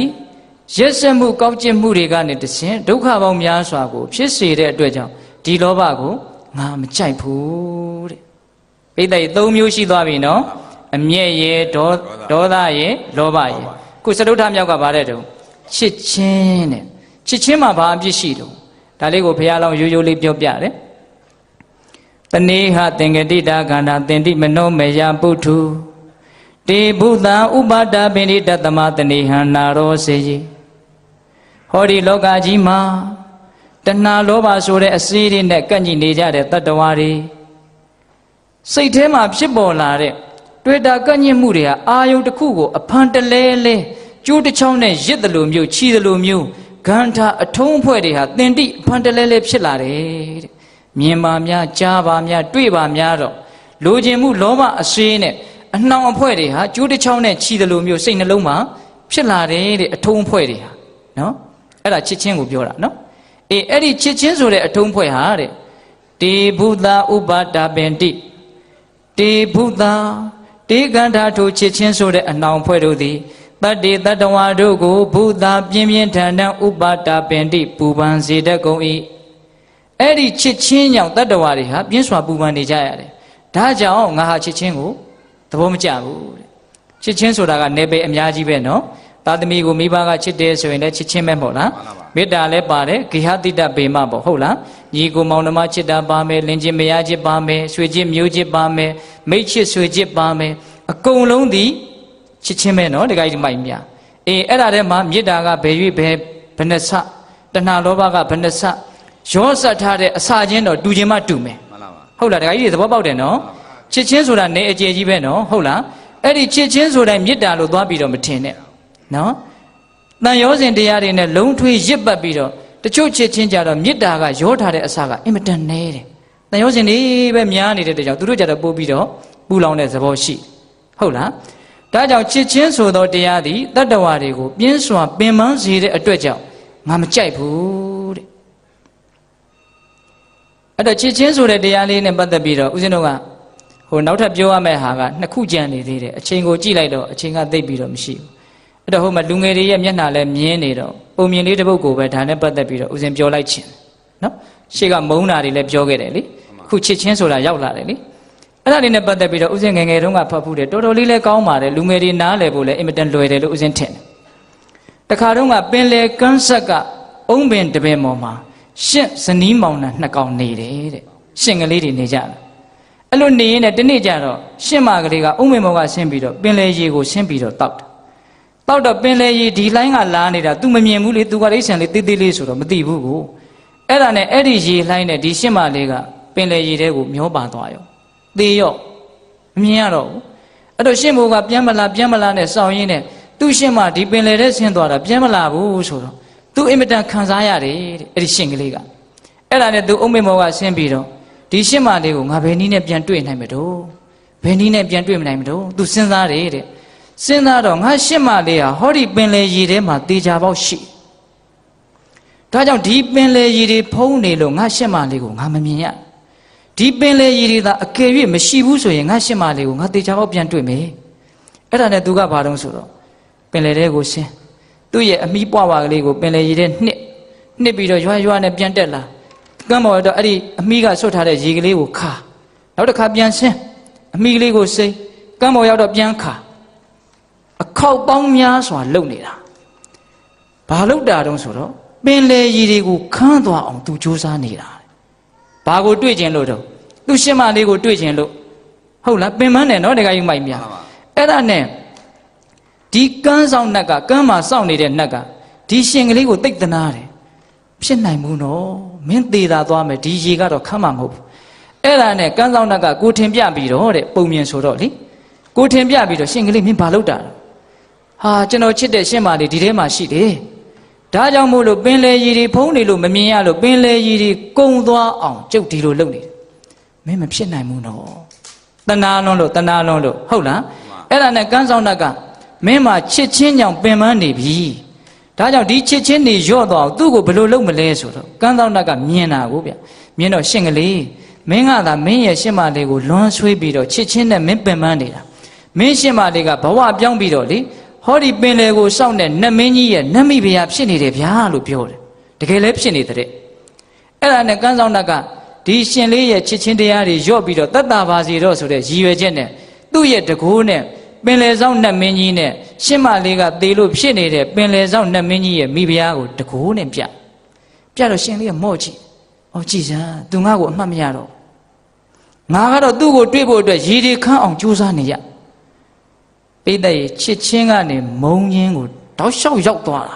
ဒါကြောင့်ဦးစင်းကတစ်ခါစဉ်းစားကြည့်တယ်ချစ်ချင်းနဲ့မုံချင်းဟာလေဟိုဘက်နဲ့ဒီဘက်နဲ့ကတ်နေတယ်လို့ပဲလှည့်လိုက်တာနဲ့တစ်ခါတလေအင်မတန်မြန်တယ်မေတ္တာနဲ့ချစ်တာကိုဆိုလိုတာမဟုတ်ဘူးနော်တခါကြီးဒီမိုက်မြနော်တဏှာလောဘနဲ့ချစ်တယ်ဆိုတာကိုယ်စိတ်တိုင်းမကြတာနဲ့တပြိုင်တည်းတည်းမုံတော့တာပဲချစ်တယ်ဆိုတာကလည်းခက်တော့ခက်ကြီးဗျတေးသေးချာချာစဉ်းစားကြည့်မှအဲ့ဒီလူကိုချစ်တယ်ဆိုအဲ့ဒီလူကိုချစ်တာမဟုတ်ကိုချစ်တာကိုကျင်နှက်မှုရဖို့အတွက်အဲ့ဒီလူကိုမျက်စိအောက်ကအပြောက်မခံနိုင်တာဒါပဲဒါကိုအိမ်ကြရင်တော့လည်းအကြည်လေစဉ်းစားကြည့်အောင်ပေါ့လေဒါကဥစဉ်ကအတူချုပ်ပဲပြောရတာတရားကဒီပြင်ဟာတွေပြောရအောင်မှာထားတော့ချစ်ချင်းအကြောင်းဒီကချက်နေတရားကပြီးမှမဟုတ်လားအဲ့တော့အဲ့ဒီချစ်ချင်းကိုဟိုဘက်လှည့်လိုက်တော့မုံချင်းဖြစ်သွားတယ်အဲ့ဒီမှာငါကသာသူ့ကိုလွမ်းနေရတာသူကကြည့်ပါအောင်ဆိုတော့အလိမ့်လိုက်တက်လာတဲ့ဒေါသကအဲ့ဒါနဲ့သူကညံလဲကောင်းတယ်သိလားတောက်လျှောက်အဖြေကထွက်တယ်ဒေါသအားလျော်ဆိုတာဘာလို့တုံဆိုတော့ကမ်းမော်တက်သဲတွေကိုလက်ကလေးနဲ့ကုတ်ရှင့်ရဲ့လက်ကလေးသေးသေးလေးနော်လက်ကလေးနဲ့ကုတ်ပြီးတော့သမုဒ္ဒရာရေထဲကိုပြစ်ချခဏနေကမ်းမော်တက်သဲလေးကိုကုတ်ပြီးတော့ရေထဲပြစ်ချအဲ့ဒါနဲ့ကန်းဆောင်နတ်ကဟာနေအောင်မင်းဘာဖြစ်ပြန်တာတော့စောစောကရေကိုအမိနဲ့ခတ်ပြီးတော့ဆဲတယ်နော်အခုသဲကိုလက်နဲ့ကုတ်ပြီးတော့ပင်လယ်ထဲထည့်တယ်နော်မင်းဘာဖြစ်ပြန်ပြီတော့သူတို့ကိုမမြင်နိုင်ဘူးတဲ့မမြင်ခြင်းဘူးတဲ့မမြင်ရင်သူတို့ရဲ့တရားဒီရေတွေပျောက်သွားမှဖြစ်မယ်ဒါကြောင့်ဒီရေတွေပျောက်သွားအောင်သဲတွေနဲ့ဖုံးပြစ်မယ်တဲ့မုံညင်းမှာလည်းအစွမ်းတတ္တိတွေရှိတယ်နော်ဟုတ်လားတခါကြီးမိုက်မြချစ်ချင်းမှာလည်းအစွမ်းတတ္တိတွေရှိတယ်နှစ်ခုသောအစွမ်းတတ္တိတွေတတ္တဝါကိုပင်ပန်းအောင်လုပ်နေတာကြီးပဲဒါလေးကိုမြင်စေချင်တာမုံလည်းမတတ်တာချစ်လည်းမတတ်တာချစ်ချင်းမုံချင်းကလွတ်တဲ့လူသားရင်တတ်တာတယ် မေတ္တာနဲ့မဆိုင်ဘူးတော့မေတ္တာကဒါနဲ့ဘာမှမဆိုင်ဘူးစီနဲ့ရေလို့ကြွားတယ်တခြားသည်မေတ္တာဆိုတာသူ့အတွက်ချစ်ချင်းဆိုတာကိုယ့်အတွက်ဒကာကြီးမအဲ့ဒါလောက်ကိုကြွားတယ်မေတ္တာဆိုတာသူတို့ကောင်းရင်ပြီးတာပဲချစ်ချင်းကအဲ့လိုမဟုတ်ဘူးကိုယ်စိတ်တိုင်းမကြတာနဲ့တပြိုင်တည်းဟိုတတ္တဝါတွေအချင်းချင်းချစ်လာပါတယ်ဆိုတော့မိခင်ဖခင်တွေတောင်းလေသူတို့စိတ်နဲ့မတည့်တော့အမွေဖြတ်ထဲဘူးလားသတင်းသားတဲ့ကို ထဲပါတယ်ဗျာ ဘာဖြစ်သွားတာတော့မုန်းသွားတာမုန်းတာမှဘယ်လောက်ထိမုန်းတော့မင်းမြန်စုံစမ်းခြင်းသီးခံပါဟုတ်လားမပြောတော့မပြောချင်တော့ဘူးပေါ့လေငကိုတုန်းကချစ်လိုက်တာဟုတ်လားအမွေပြက်ကျင်ညာုံနဲ့အားမရလို့ဗါတဲ့တော့မင်းမြန်စုံစမ်းခြင်းသီးခံပါတဲ့အဲ့တော့ချစ်ချင်းတွေကစိတ်ချရသလားမချရဘူးဗျမေတ္တာကမှစိတ်ချဟုတ်လားအေးအဲ့ဒီတော့ချစ်ချင်းဆိုတာတတ္တဝါတွေကိုအင်မတန်ပူလောင်စီလို့ဟိုတနေ့ကဦးစင်းရဲ့ညီတစ်ပါးဥဒေဝေကဦးစင်းကိုပြောပြတယ်မကွေးမြို့မှာတဲ့သူ့တက္ကမကြီးတယောက်ထမအိုးတဲနေရင်းနဲ့ကလေးတယောက်ကိုကားတိုက်တယ်ဆိုလမ်းကကြားကလေးတယောက်ကားတိုက်တယ်ထမင်းအချက်မပြတ်ဘူးဩကလေးတယောက်ဆော့တဲ့ကလေးနေမှာပေါ့ဩဟုတ်လားဒီလောက်ပဲခဏနေတော့သတင်းကရောက်လာတယ်ခမရသားလေးအဲ့ဒါခမရသားလေးလို့ပြောတော့ဟာတခါတဲ့ခေါင်းကြီးကိုတင်းတောင်းလောက်ရှိလာတယ်တဲ့ဟင်တခါကြီးမိုင်းမြစောတော်တုန်းကလည်းဒီကလေးပဲနော်အဲ့ဒီကလေးကားတိုက်တယ်ဆိုတော့ဘာဖြစ်တော့ဘာမှမဖြစ်ဘူးထမင်းချက်မပြတ်ဘူးစကားပြောမပြတ်ဘူးခမရသားလေးလို့ပြောလိုက်တာနဲ့ခေါင်းကြီးကတင်းတောင်းလောက်ဖြစ်သွားတယ်ဘယ်သူကနှိပ်စက်တာတော့အဲ့ဒီချစ်ချင်းပါပဲဟင်တခါကြီးမိုင်းမြငါသားလေးဟုတ်လားအဲ့တော့ချစ်ချင်းရဲ့အပြစ်တွေကိုမြတ်စွာဘုရားပြောထားတာတွေဦးဇင်းတို့ကျမ်းမယ်ညွှန်းခဲ့တော့မယ်ဗျာမေဇိမပါဏာတပါဠိတော်မှာလေပိယဇာတိကသုတ်တံဆိုတာရှိတယ်စကဦးဇင်းကအဲ့ဒါလေးပြောမလို့အခုအချိန်မရတော့လို့မပြောတော့ဟုတ်လားအဲ့တော့ဘုရားအလောင်းကတောင်းလိုက်တဲ့ဆုဘယ်နှပါလဲ၄ပါးအမျက်ကင်းမရစေဒေါသကင်းမရစေလောဘကင်းမရစေချစ်ချင်းကင်းမရစေဒီ၄ခုနဲ့ပတ်သက်ပြီးတော့ဒီလောက်ကျင့်တတ်တော့နောက်ထပ်2ခုကျန်သေးတယ်နော်ပြီးရင်လည်းတရားက9မိနစ်ထိုင်ရအောင်မယ်ဗျဟုတ်လားတခါကြီးမိုက်မြတခါကြီးတွေတခါမကြီးတွေကြည်ရတာစိတ်ဝင်စားပုံရပါတယ်ဦးဇင်းပြောရတာအားရှိပါတယ်ဟုတ်လားအေးအဲ့ဒီလိုဆု၄မျိုးကိုဘုရားလောင်းကတောင်းလိုက်တော့ကြာမင်းကအတိုင်းထက်လွန်ပဲကျင့်တတ်တယ်ဧတာသမိန်တေသူလဘိတေပတိရူပေသူဘာတိတေဝရံပြမနတေရံပိယံကိဉ္စီမနသိစတိကြိုက်တဲ့ဆုကိုထပ်ပြီးတော့တောင်းပါအောင်ဒီဆုလေးမျိုးကို तू ပေးလည်းမပေးနိုင်မဲနဲ့နောက်ထပ်ထပ်ပြီးတော့တောင်းပါအောင်လုပ်နေတယ်ဟိုတောင်းတဲ့ဟာမပေးနိုင်မဲနဲ့နောက်ထပ်ပါလဲထပ်ပြီးတော့တောင်းပါအောင်လုပ်နေတယ်တရားမဲလုပ်ပုံကလည်းတစ်မျိုးပဲဟုတ်လားအဲ့ဒါနဲ့ဘုရားလောင်းကဘာပြောတယ်ဆိုတော့အေးအဲ့ဒါလောက်တောင်ပေးခြင်းနဲ့ဆိုရင်နောက်ထပ်တစ်ခုထပ်တောင်းမယ်တဲ့ဝရင်စေမေဒောတကသဗ္ဗဗုဒ္ဓနာမိတ္တရာအရင်ညေမေဝိဟရတောနေသံဧကဝိဟာရိနောအာဘာရမေဥပ္ပိစေယုံအန္တရာယကရာဘုသာတရားမင်းတဲ့ဆုကိုတကယ်လို့ပေးမယ်ဆိုလို့ရှိရင်အရင်ညေမေဝိဟရတောနေသံဧကဝိဟာရိနောနေသံမြေတံဧကဝိဟာရိနောတယောက်တည်းနေရတဲ့ငါမှာဟောဒီတော်ထဲမှာငါတယောက်တည်းနေရတယ်ဘုရားလောင်းကအဲ့ဒီလိုတယောက်တည်းနေရတယ်ငါမှာအာဘာရမေဥပ္ပိစေယုံအန္တရာယကရာဘုသာဘုသာပြင်းပြင်းထန်ထန်အန္တရာယကရာအကျင့်မြတ်ကိုကျင့်ခြင်းရဲ့အန္တရာယ်ကိုပြုတတ်ကုန်သောဘုသာပြင်းထန်သောအာဘာရအနာယောဂါတို့သည်မာဥပ္ပိစေယုံမဖြစ်ပါစေကုန်လဲဒီတော်ထဲမှာလူမနီသူမနီတဲ့တော်ကြီးထဲမှာတယောက်တည်းနေရတဲ့ငါမှာအကျင့်မြတ်ရဲ့အန္တရာယ်ကိုပြုတတ်တဲ့အင်မတန်ပြင်းထန်တဲ့လူကိုနှိပ်စက်တဲ့အနာယောဂါတွေမဖြစ်အောင်ငါ့ကိုလုပ်ပေးပါအနာယောဂါမဖြစ်အောင်လုပ်ခိုင်းတာတောင်မှအကျင့်မြတ်ရဲ့အန္တရာယ်ကိုပြုလို့အကြောင်းပြချက်လေးပါတယ်ဒါကိုသတိထားရမယ်နော်အကြောင်းမဲ့ကျမ်းမာခြင်းတာမဟုတ်ဘူးမကျမ်းမာလို့ရှိရင်မြင့်မြတ်တာကိုမလုံနိုင်မှာဆိုလို့သူတော်ကောင်းတို့ရဲ့သဘောထားလို့ဦးဇင်တရားကောင်းစဉ်တက်ခဲ့တယ်နော်မုံမြတ်စရာလေးတွေကြီးပဲစိတ်ထဲမှာချစ်မျက်နှိုးစရာလေးတွေကြီးပဲနော်ဒီကိစ္စမိုက်မြတ်သူဖြစ်ချင်တာဟာမျက်နှိုးစရာလေးတွေကြီးပဲဟုတ်လားအဲ့ဒီလိုဘုရားလောင်းကတယောက်တည်းနေရတဲ့ငါမှာအကျင့်မြတ်ရဲ့အန္တရာယ်ကိုပြုတ်တတ်တဲ့အနာယောဂကင်းရှင်းခြင်းဆိုတဲ့အကျိုးတရားကိုငါအောင်ဖြစ်အောင်သင်ဖန်တီးပေးပါလို့ဒီလိုတောင်းတော့အဲ့ဒါကိုလည်းပဲပေးတယ်လို့မပါဘူးပေးတယ်လို့မပါဘဲနဲ့ထပ်ပြီးတော့ဘာပြောပြန်တော့ဆိုတော့ဧတာသမိန်တေသူလပိတေပတိရူပေသူဘာတိတေဝရံပြမနတေရံပိယံကိဉ္စီမနသိစတိထပ်ပြီးတော့ပေးအောင်မယ်တဲ့တောင်းပါအောင်တဲ့ဟောလာပြန်ပြီနော်တခါကြီးမိုက်မြအဲ့ဒီတော့ဘုရားလောင်းကနောက်ဆုံးတောင်းလိုက်တယ် ဒီစုလေးကတော့နောက်ဆုံးစုလေးပဲဒါလေးကတော့မျက်နှိုးစရာလည်းအကောင်းဆုံးလို့ဦးဇင်းကထင်တယ်နော်ဒီစုလေးကိုအသားပေးပြီးတော့နည်းနည်းပြောချင်ပါဝရံဝရင်စီမေတောတက္ကတပ္ပဗုဒ္ဓနာမိတ္တရနမနောဝါတရိတံဝမင်္ဂတိတက္ကကတ္တစီနမနောဝါတရိတံဝမင်္ဂတိတက္ကကတ္တစီကရာစီဥပဟိညေထဧတံတက္ကဝရံဝရီအိုတရားမင်းသင်ဟာတကယ်လို့ငါ့ကိုမြင့်မြတ်တဲ့ဆုကိုပေးမယ်ဆိုရင်ဘာဆုကိုငါတောင်းကျင်နှုံးဆိုတော့ဟောဒီမှာမင်္ဂတိငါဒီဟူသောအကြောင်းကြောင့်မင်္ဂတိငါဒီဟူသောအကြောင်းကြောင့်ကတ္တစီတုံတယောက်သောပုဂ္ဂိုလ်မှာမနောဝါစိတ်၌သော၎င်းတရိဒံဝါကိုယ်၌သော၎င်းငါဒီဟူသောအကြောင်းကြောင့်ဘယ်တတ္တဝါရဲ့စိတ်ထဲမှာပဲဖြစ်ဖြစ်ကိုယ်ပေါ်မှာပဲဖြစ်ဖြစ်ကရာစီတခါတလေလေးမှမာဥပဟိညေထဆင်းရဲသွားတယ်ပူပန်သွားတယ်ဆိုတာမဖြစ်ပါစေနဲ့ငါဒီဟူသောအကြောင်းကြောင့်ဘယ်တတ္တဝါမှဘယ်လိုအချိန်ကလေးမှဘယ်လောက်ကလေးမှစိတ်ထဲမှာကိုယ်ပေါ်မှာနင်းနေလေးမှဆင်းရဲပင်မသွားပါစေနဲ့အင်မတန်ကောင်းတာပဲเนาะတခါယူမိုက်မြငါကြောင့်ဘယ်သူမှစိတ်ထဲဆင်းရဲမှုမဖြစ်ပါစေနဲ့ငါကြောင့်ဘယ်သူမှခန္ဓာကိုယ်ပေါ်မှာဆင်းရဲမှုမဖြစ်ပါစေနဲ့ငါကြောင့်ဘယ်သူမှနားထဲမှာပင်မဆင်းရဲသွားတာမျိုးမဖြစ်ပါစေနဲ့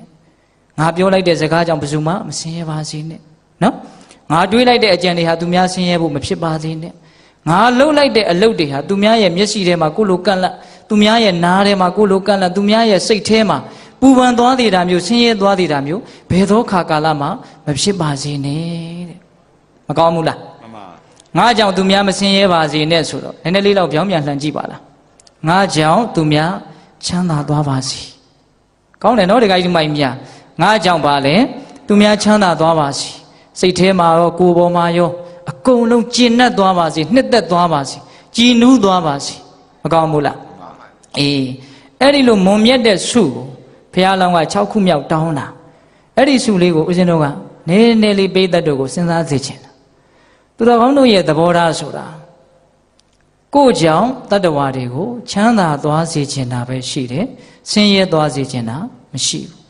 စိတ်ထဲမှာလည်းပဲမဆင်းရဲစေချင်ဘူးကိုယ်ပေါ်မှာလည်းပဲမဆင်းရဲစေချင်ဘူးပတ်ဝန်းကျင်ကိုအင်မတန်ကြည့်တယ်တတ္တလောကကြီးကိုအင်မတန်ကြည့်တယ်နော်ကိုယ်အပြောလေးတစ်ခွန်းကြောင့်ကိုယ်အလုပ်လေးတစ်ခုကြောင့်ဘယ်သူကမှစိတ်အနှောင့်အယှက်အကုသို့ဖြစ်မသွားစေချင်ဘူးဒါလေးကိုနားထဲမှာပဲ့တင်ထပ်ထားစေချင်တယ်နော်အဲ့တော့ထိုးကြပါစို့ကိုမျိုးတစ်မျိုးလုံးအတွက်မတတ်နိုင်ဘူးကိုရက်ွယ်တစ်ခုလုံးအတွက်မတတ်နိုင်ဘူးဆိုရင်ကိုယ်အိမ်မှာနေတဲ့လူတွေငါးချောင်းတော့စိတ်မဆင်းရဲပါစေနဲ့နည်းနည်းကလေးနော်အဲ့လိုလေးစကြည့်စမ်းပါပြီးရင်ငါနဲ့ဆက်ဆံနေတဲ့ငါပတ်ဝန်းကျင်ငါအတိုင်းဝိုင်းငါးချောင်းတော့မဆင်းရဲကြပါစေနဲ့နော်အဲ့ဒီလိုဆိုရင်အင်မတန်မွန်မြတ်တဲ့သဘောထားမဖြစ်ပေဘူးလားအေးအဲ့ဒီစုကိုပြည့်ချင်ရင်အဲ့ဒီစုကိုဖျက်ဆီးနေတဲ့အရာတွေကိုအရင်မြင်အောင်ကြည့်ရကိုကြောင့်သူများမဆင်းရဲပါစေနဲ့ဆိုတဲ့နေရာမှာကိုကြောင့်သူများဘာကြောင့်ဆင်းရဲနေကြသလဲဒါကိုစဉ်းစားရအစင်းစင်ဥစဉ်ကနည်းနည်းအတွေးခေါ်တော့ဆန်တယ်လို့ထင်တယ်နော်ဒီကိစ္စမိုက်များကိုကြောင့်သူများဘာကြောင့်ဆင်းရဲသလဲဆိုတာကိုသိချင်ရင်သူများကြောင့်ကိုဘာကြောင့်ဆင်းရဲသွားသလဲဆိုတာကိုအရင်စဉ်းစားအောင်ဆိုကြပါစို့တစုံတစ်ယောက်နဲ့ပတ်သက်ပြီးတော့ကိုယ်စိတ်ထဲမှာအကုသိုလ်ဖြစ်ပြီးဒေါသဖြစ်ပြီးဆင်းရဲပြီးဆိုရင်ဘာကြောင့်အဲ့ဒါလိုဖြစ်တယ်လဲလို့စဉ်းစားကြည့်အဲ့ဒီလူမဟုတ်လို့ဆင်းရဲတာဟုတ်လားတခါကြီးမိုက်မြအဲ့ဒီလူလောဘတွေသိကြီးပြီးတော့လှုပ်တာပြောတာဆိုတာတွေ့လိုက်ရင်စိတ်ထဲဘာဖြစ်တော့ဒေါသဖြစ်တယ်အဲ့ဒီလူသဘာဝမကျတဲ့အတွေးတွေအဲ့ဒီလူသဘာဝမကျတဲ့အပြောတွေအလုပ်တွေလုပ်ရင်ကိုယ်စိတ်ထဲမှာဘာဖြစ်တော့အကုသိုလ်ဖြစ်တယ်ဆင်းရဲတယ်အဲ့တော့ပြောင်းပြန်လှန်တော့ကိုမဟုတ်တာတွေလုပ်မယ်ပြောမယ်ကြံမယ်မဟုတ်တဲ့စိတ်တွေမွေးမယ်ဆိုရင်ပတ်ဝန်းကျင်ဘာဖြစ်မတော့ဆင်းရဲမယ်ဗျအဲ့တော့ပတ်ဝန်းကျင်ကိုမဆင်းရဲစေခြင်းဘူးတတ္တဝါတွေကိုမဆင်းရဲစေခြင်းဘူးဆိုရင်ကို့မှာမဟုတ်တဲ့စိတ်တွေအပြောတွေအလုပ်တွေမရှိဖို့အရေးကြီးဆုံးပဲအင်မတန်နဲ့နဲတယ်နော်မြတ်စွာဘုရားကတည်တည်ချာချာဟောတာဗျတိကနိပ္ပအင်္ဂုတ္ထုမှာလေလောဘဒေါသမောဟနဲ့ပတ်သက်ပြီးတော့ဘာပြောထားတုံဆိုတော့ဒုဋ္ဌောခောဗျမနအတ္တဗျာပါရာယပိစေတိတိပရဗျာပါရာယပိစေတိတိဥပယဗျာပါရာယပိစေတိတိမကျင်တဲ့ချင်းဆိုတဲ့ဒေါသတွေဖြစ်လာမယ်ဆွဲလန်းခြင်းဆိုတဲ့ຢာကတွေဖြစ်လာမယ်တွေးဝေမိုက်မဲခြင်းဆိုတဲ့မောဟတွေဖြစ်လာရင်အတ္တဗျာပါရာယပိစေတိတိကိုပူအောင်လုပ်တော့တာပဲတဲ့သဘောပေါက်တယ်နော်ပ ပြီးတော့ကိုယ့်ကိုစဉ်းစားနော်တခါကြီးမိုက်မြဒါလေးကစိတ်ဝင်စားတဲ့အကောင်းတာဒါနဲ့စိတ်ဝင်စားတဲ့အကောင်းတာကကိုယ်တန်တမှာလောဘဒေါသမောဟဖြစ်လာရင်ပရဗျာပါရာယပိစေတိတိသူများကိုပူအောင်လှုပ်တော့တာပဲတဲ့ကဲဒါလေးတော့စဉ်းစားမိရဲ့လားနော်တခါကြီးမိုက်မြတချို့လောဘဒေါသဖြစ်ရင်ဟေးကိုဖြစ်ရင်ကိုပူတယ်လို့ဒီလောက်ပဲသိကြတာများတယ်အခုဒီမှာမြတ်စွာဘုရားကဘယ်လိုပြောနေတော့ကိုယ်တန်တမှာလောဘဒေါသဖြစ်ရင်ကိုယ်ရင်ပူတယ်လို့ပြောသလားမဟုတ်ဘူးသူများပါပူတယ်တဲ့ဒါလေးတွေကိုကြဲကြဲပြက်ပြက်နားလည်စေချင်တာဦးဇင်းတို့ကဟုတ်လားဒေါသဖြစ်ရင်လည်းဒီတိုင်းပဲအတ္တဗျာပါဒာယပိစေတိတိပရဗျာပါဒာယပိစေတိတိဥပယဗျာပါဒာယပိစေတိတိနော်အတ္တတံဝါပိမိမိရဲ့အကျိုးစီးပွားကိုယထာဘူတံဟုတ်မှန်သည့်အတိုင်းနားစာနာတိမသိတော့ဟုတ်လောဘဒေါသမောဟဖြစ်လာရင်ကိုကျိုးစီးပွားကိုအမှန်ကန်မသိတော့ပရထံသူတော်ဘာရဲ့အကျိုးစီးပွားကိုယထာဘူတံဟုတ်သည့်အတိုင်းမှန်သည့်အတိုင်းနားစာနာတိမသိနိုင်တော့အဲ့ဒီလိုကိုနဲ့သူများကိုဒီမှာတသားတည်းပြုတ်ပြီးတော့ဘုရားဟောထားတာနော်အဲ့တော့ကိုယ်တန်တမှာလောဘဒေါသမောဟဖြစ်လာရင်ကိုဆင်းရဲပင်ပန်းတယ်လို့ကိုပူလောင်တယ်လို့ကိုယ့်ရဲ့ပတ်ဝန်းကျင်နီးစပ်ရာကိုလည်းဘာဖြစ်သွားတော့ပူလောင်သွားစေတယ်ပင်ပန်းသွားစေတယ်ဟုတ်တာပေါ့အိမ်တအိမ်မှာအိမ်တော်ဦးကြီးကလူကြီးကအသက်ကြီးတဲ့လူတွေကဒေါသတွေလှိမ့်ထွက်နေအိမ်အောက်မှာရှိတဲ့လက်အောက်ငယ်သားတွေနေရတာကောင်းသေးလားမကောင်းတော့ဘာဖြစ်သွားတော့ဓာတ်ကအရှိန်ကကူးသွားတာအဲ့တော့အိမ်ထဲမှာတယောက်ကအကုသိုလ်အကြီးကျယ်ဖြစ်ပြီးစိတ်တွေညစ်နေပြီဆိုရင်ကြံတဲ့မိသားစုဘာဖြစ်တော့အကုန်လုံးအရှိန်ဟတ်တယ်ဒါကြောင့်တယောက်မကောင်းရင်ကြံတဲ့လူတွေမကောင်းဖို့အလားအလာတွေအများကြီးရှိနေတယ်ဘုရားကတော့ဒီမှာအတိအလင်းပြောထားတာနော်လောဘဒေါသမောဟဖြစ်လာလို့ရှိရင်ကိုပူလောင်စေတယ်သူတစ်ပါးကိုပူလောင်စေတယ်ဟုတ်တယ်သူတစ်ပါးကိုပူအောင်လုပ်တဲ့လူတွေမှန်သမျှသည်သူတို့ကိုသူတို့ပူအောင်လုပ်ရတာအားမရသေးလို့သူများကိုလိုက်ပြီးတော့ပူအောင်လိုက်လုပ်နေတာတချို့ကတိတ်တော့ရည်ရွယ်တော့မရည်ရွယ်ပါဘူးမရည်ရွယ်ပဲမဲ့အဲ့ဒါလို့ဖြစ်နေတာပဲနော်ဒီအချက်ကလေးကိုနားလဲအင်မတန်နားလဲစေခြင်းပါလေနော်ကိုကောင်းအောင်မနေတတ်တာနဲ့တပြိုင်နက်တည်းသူများကိုနှိပ်စက်ပြီးသားဖြစ်သွားတယ်နော်အဲ့တော့သူများကြောင့်ကိုဆင်းရဲတဲ့အခါလဲအဲ့ဒီတိုင်းပဲအဲ့ဒီလူသူတာဝန်သူမယူနိုင်လို့ကိုဆင်းရဲသွားတာကိုလည်းပဲကိုတာဝန်ကိုယ့်ကိုအေးအေးချမ်းချမ်းမနေနိုင်လိုက်တာနဲ့တပြိုင်နက်တည်းကိုနဲ့နီးစပ်ရသည်ဘာဖြစ်သွားတော့ဆင်းရဲသွားတယ်ပင်ပန်းသွားတယ်ဒါကြောင့်ကိုကောင်းအောင်နေရတာအင်မတန်ကောင်းတယ်ပထမကိုလည်းပဲငြိမ်းချမ်းတယ်နောက်ကိုမြင်ရတဲ့လူတွေလည်းငြိမ်းချမ်းတယ်ကိုအတန်ကြားရတဲ့လူချမ်းသာတယ်ကိုမြင်ရတဲ့အမူအရာကိုကြည့်ရတဲ့လူတွေလည်းချမ်းသာတယ်ဒါကြောင့်မြတ်စွာဘုရားကဗျောင်းမြန်ပြန်ပြီးတော့လောဘဒေါသမောဟချုပ်ငြိမ်းစွာနေရတဲ့ပုဂ္ဂိုလ်တွေတနည်းအားဖြင့်အလောဘအဒေါသအမောဟဖြစ်အောင်လုပ်နေတဲ့ပုဂ္ဂိုလ်တွေကြတော့သူတို့လည်းအေးချမ်းစေတယ်တဲ့သူတစ်ပါးကိုလည်းအေးချမ်းစေတယ်တဲ့ဒါနောက်ဆုံးဆူတောင်းလေးကိုဦးဇင်းကလေးနက်အကျယ်ချက်ပြနေတာနော်ကိုယ့်ကောင်းအောင်နေရင်သူများကိုကောင်းအောင်လုပ်ပြီးသားဖြစ်တယ်ကိုကောင်းအောင်မနေတတ်သေးသမျှသူများကိုကောင်းအောင်လုပ်လို့မရပါဘူးဒါကိုသဘောပေါက်စေချင်တာဟုတ်လားဒါကြောင့်ငါးကြောင့်တတ္တဝါတွေမဆင်းရဲပါစေနဲ့ဆိုတဲ့ကိစ္စသည်သူ့ကိုမဆင်းရဲအောင်ဒါလိုက်သွားလို့ဖြစ်တဲ့ကိစ္စမဟုတ်ဘူးအပေါ်ယံတော့ဖြစ်တာဗောဗျာငတ်နေရင်သွားပေးလို့ရတယ်ဝိဇ္ဇာမရှိရင်ပေးလို့ရတယ်စိတ်မချမ်းသာရင်ချမ်းသာအောင်ဖေးမပြောလို့ရတယ်ဟုတ်လားဒါပေမဲ့နဲ့ချမ်းသာအောင်တော့ကိုတိုင်းကကောင်းသွားမှဒီလူကကောင်းရတာဟာအင်မတန်ကောင်းတာပဲလို့ကိုအားကြလာတဲ့အစဉ်မျိုးရောက်ရင်မကောင်းဘူးလားကောင်းတယ်ဟုတ်လားဒါကြောင့်ငါဒီဟူသောအကြောင်းကြောင့်တတ္တဝါတွေမဆင်းရဲပါစေနဲ့မပင်ပန်းပါစေနဲ့ဆိုတာကိုဖြစ်ချင်တဲ့ဆိုရင်ကိုအရင်ကောင်းအောင်လုပ်ပါဟုတ်လားကိုအေးချမ်းအောင်ကြိုးစားပါဒါကြောင့်မြတ်စွာဘုရားကအတ္တတံဝါပိဘိက္ခဝေတံပတ္တမာနေနာလမေဝအပမဒေနတံပါတိတုံအတ္တတံဝါပိမိမိရဲ့အကျိုးစီးပွားကိုအလိုရှိသောပုဂ္ဂိုလ်သည်တံပတ္တမာနေနကောင်းစွာမျှော်မြင်နိုင်သောပုဂ္ဂိုလ်သည်အပမဒေနမမေ့မလျော်နေခြင်းကအလမေဝသင့်လှသည်သာဒီကိုကျိုးစီးပွားအစစ်မှန်ကိုလိုလားတဲ့ပုဂ္ဂိုလ်ဟာမမေ့မလျော်နေခြင်းကသင့်တယ်တဲ့ဒါနဲ့တော့မထူးဆန်းသေးဘူးနော်နောက်ထပ်ထူးဆန်းတာကဘာတုံးဆိုတော့ပရထံဝါပိဘိက္ခဝေတံပတ္တမာနေနာအလမေဝအပမဒေနတံပါတိတုံပရထံဝါပိသူတစ်ပါးရဲ့အကျိုးစီးပွားကိုတံပတ္တမာနေနာကောင်းစွာလိုလားသောပုဂ္ဂိုလ်သည်အပမဒေနမမေ့မလျော်နေခြင်းကအလမေဝသင့်လှသည်သာဒီဟောသူများရဲ့အကျိုးစီးပွားကိုလိုတယ်ဆိုရင်လည်းမမေ့မလျော့ပဲနေရမှာပဲတဲ့ဒါကိုနားလည်ဖို့အင်မတန်အရေးကြီးတယ်နော်ကိုကြီးစီးပွားကိုလိုရင်လည်းမမေ့မလျော့နေ သူများရဲ့အကျိုးစီးပွားကိုလိုတယ်ဆိုရင်လည်းမမေ့မလျော့နေနှစ်ပါးစုံတို့ရဲ့အကျိုးစီးပွားကိုလိုတယ်ဆိုရင်လည်းမမေ့မလျော့နေတဲ့အဲ့ဒါဦးဇင်းတို့တန်ရုပ်ပါဠိတော်မှာဒုတိယဒသဗလသုတ်တံဆိုပြီးတော့အဲ့ဒီမှာမြတ်စွာဘုရားဟောထားတယ်ဟုတ်လားအင်မတန်လေးနဲ့ပါတယ်စဉ်းစားတွေးခေါ်တတ်တဲ့ပုံကိုယ်တွေအတွက်ရည်ရွယ်ပြီးတော့ဦးဇင်းတို့ပြောပါတယ်ဟုတ်လားကိုအကျိုးစီးပွားကိုလိုလားရင်လည်းမမေ့နဲ့သူများအကျိုးစီးပွားကိုလိုလားတယ်ဆိုရင်လည်းမမေ့နဲ့လောကကြီးတစ်ခုလုံးရဲ့အကျိုးစီးပွားကိုလိုလားတယ်ဆိုရင်လည်းမမေ့နဲ့ဘာကိုမမေ့ရမှာလဲဒါနာသီလသမာဓိပညာဒါကိုမမေ့နဲ့နော်ပြီးရင်ခန္ဓာကိုယ်ရဲ့ဖြစ်တိုင်းသောတဘာဝတွေကိုမမေ့နဲ့ကိုယ်ဘဝအကြောင်းကိုကိုသိပြီးတော့နေနိုင်ရင်အဲ့ဒါမမေ့တာပဲမဟုတ်လားမှန်ပါပါအေးခန္ဓာကိုယ်ရဲ့သဘောပူဓာတွေအေးဓာတွေရုပ်ပိုင်းဆိုင်ရာတွေရှိတယ်နော်စိတ်ပိုင်းဆိုင်ရာတွေးတောတာတွေစဉ်းစားတာတွေရှိတယ်နော်ခံစားတာတွေကောင်းတာတွေမကောင်းတာတွေရှိတယ်နော်စိတ်ဆော်တာတွေလှုပ်ရှားတာတွေအကုန်လုံးရှိနေတဲ့ဒီခန္ဓာကိုယ်ပေါ်မှာအဲ့ဒီဖြစ်နေတဲ့သဘောတရားကိုဖြစ်နေတဲ့အတိုင်းမှန်မှန်ကန်ကန်သိနေရင်အဲ့ဒါဒီမမေ့မလျော့ခြင်းအပမာဒလို့ပြောလို့မရဘူးလားရပါတယ်ဗျာရတယ်ခုနတုန်းကဒါနကိုမမေ့တာတဲ့အဲ့ဒါကပုံမြတ်တယ်သီလကိုမမေ့တာတဲ့အဲ့ဒါကပုံမြတ်တယ်ဘာလဲခန္ဓာကိုယ်ရဲ့အရှိသဘောကိုအရှိအတိုင်းမှန်မှန်ကန်ကန်သိနေတာသဘောပေါက်တယ်နော်ဒကာကြီးဒီမိုင်းမြတ်ဒါကြောင့်မြတ်စွာဘုရားကကိုယ်အကြောင်းကိုသိပါများလာလို့ရှိရင်တဖြည်းဖြည်းနဲ့ဒီလူဟာအင်မတန်မြင့်မြတ်တဲ့လူတစ်ယောက်ဖြစ်လာတယ်အင်မတန်အေးချမ်းတဲ့လူတစ်ယောက်ဖြစ်လာတယ်အင်မတန်စင်ကြယ်တဲ့လူတစ်ယောက်ဖြစ်လာတယ်အေးချမ်းတဲ့လူစင်ကြယ်တဲ့လူတွေကိုမြင်ရတိုင်းပတ်ဝန်းကျင်မှာအေးချမ်းမှုတွေကူးဆက်ပြီးတော့သူ့လိုဖြစ်ချင်နေဆိုတာပတ်ဝန်းကျင်လူသားတွေမှာဖြစ်မသွားဘူးလားဖြစ်သွားပါပြီအေးသူတော်ကောင်းတစ်ယောက်ရဲ့တန်ဖိုးဟာအဲ့ဒါပဲနော်သူတော်ကောင်းတစ်ယောက်ရဲ့တန်ဖိုးဆိုတာအဲ့ဒါပဲနော်ဒီကိစ္စမိုက်မြာသူကိုယ်တိုင်အေးချမ်းအောင်နေပြီးတော့လောကလူသားတွေကိုအေးချမ်းရင်စိတ်ပေါက်လာအောင်အကောင်းဆုံးဘာလုပ်ပေးတာလဲနှိုးဆွပေးတာမင်္ဂလာတုတ်ထဲမှာသမနာနင်္စာဒတနာရတယ်နော်ဒီလူတွေကိလေသာငြိမ်းတဲ့လူကိုမြင်ရတာဟာမင်္ဂလာတဲ့ကောင်းလားမှန်ပါကိုယ်တိုင်ကထိုက်တဲ့လောက်ကိလေသာငြိမ်းအောင်အေးချမ်းမှုရှိအောင်နေရင်ကိုယ့်ကိုမြင်တဲ့လူတိုင်းဘာဖြစ်မလဲမင်္ဂလာရှိမယ်ဟုတ်လားတခါကြီးမိုက်မြတ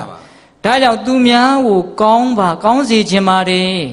်ငါကြောင့်သူများစိတ်မဆင်းရဲပါစေနဲ့ကိုယ်မဆင်းရဲပါစေနဲ့ဆိုတဲ့ဆုတောင်းကိုပြည့်ခြင်းတယ်ဆိုရင်ဘယ်လိုနည်းနဲ့နေရမှာလဲမမေ့မလျော့နေရမယ်တနည်းအားဖြင့်ကိုပိုကောင်းအောင်ကြိုးစားပြီးတော့နေရမယ်ဟုတ်လားဒါကြောင့်မြတ်စွာဘုရားကကိုယ်အကြောင်းကိုသိအောင်လွယ်ကူတဲ့နည်းကနေပြီးတော့စခိုင်းတယ်ဝင်လေထွက်လေအမြဲတမ်းရှိတယ်နော်တခါကြီးမိုက်မြအိတ်နေတုံးလည်းမရှိဘူးလားရှိပါဗျာစကားပြောတုံးလည်းရှိပါတယ်ဗျာတမင်စားတုံးသွားတုံးလာတုံးအကုန်ရှိနေတယ်အဲ့ဒီဝင်လေထွက်လေရက်တယ်ဆိုရင်ဘာလို့တယ်ခေါ်ရတာလဲသေတယ်ခေါ်တာပဲနော်ဒါကြောင့်ဦးဇင်းတို့ဒီအာနာပါနကမ္မထံဟာကမ္မထံအားလုံးတို့ရဲ့အခြေခံအကြဆုံးအညာကမ္မထံလို့ခေါ်တယ်နော်ဒါကြောင့်ဝင်လေဝင်တိုင်းနှာသီးပြတနေရာနဲ့ထိသွားလိမ့်မယ်အဲ့ဒီထိတာလေးကိုသိအောင်ကြိုးစားထွက်လေထွက်တိုင်းနှာသီးပြတနေရာနဲ့ထိသွားလိမ့်မယ်အဲ့ဒီထိတာကိုသိအောင်ကြိုးစားတယ်ဝင်တိုင်းထိတိုင်းသိထွက်တိုင်းထိတိုင်းသိဟုတ်လားတခါကြီးမိုက်မြအေးအဲ့ဒါလို့ကြိုးစားပြီးတော့နေလို့ရှိရင်ဒါအာနာပါနကမ္မထံကိုအထုတ်နေတယ်လို့ခေါ်ရတယ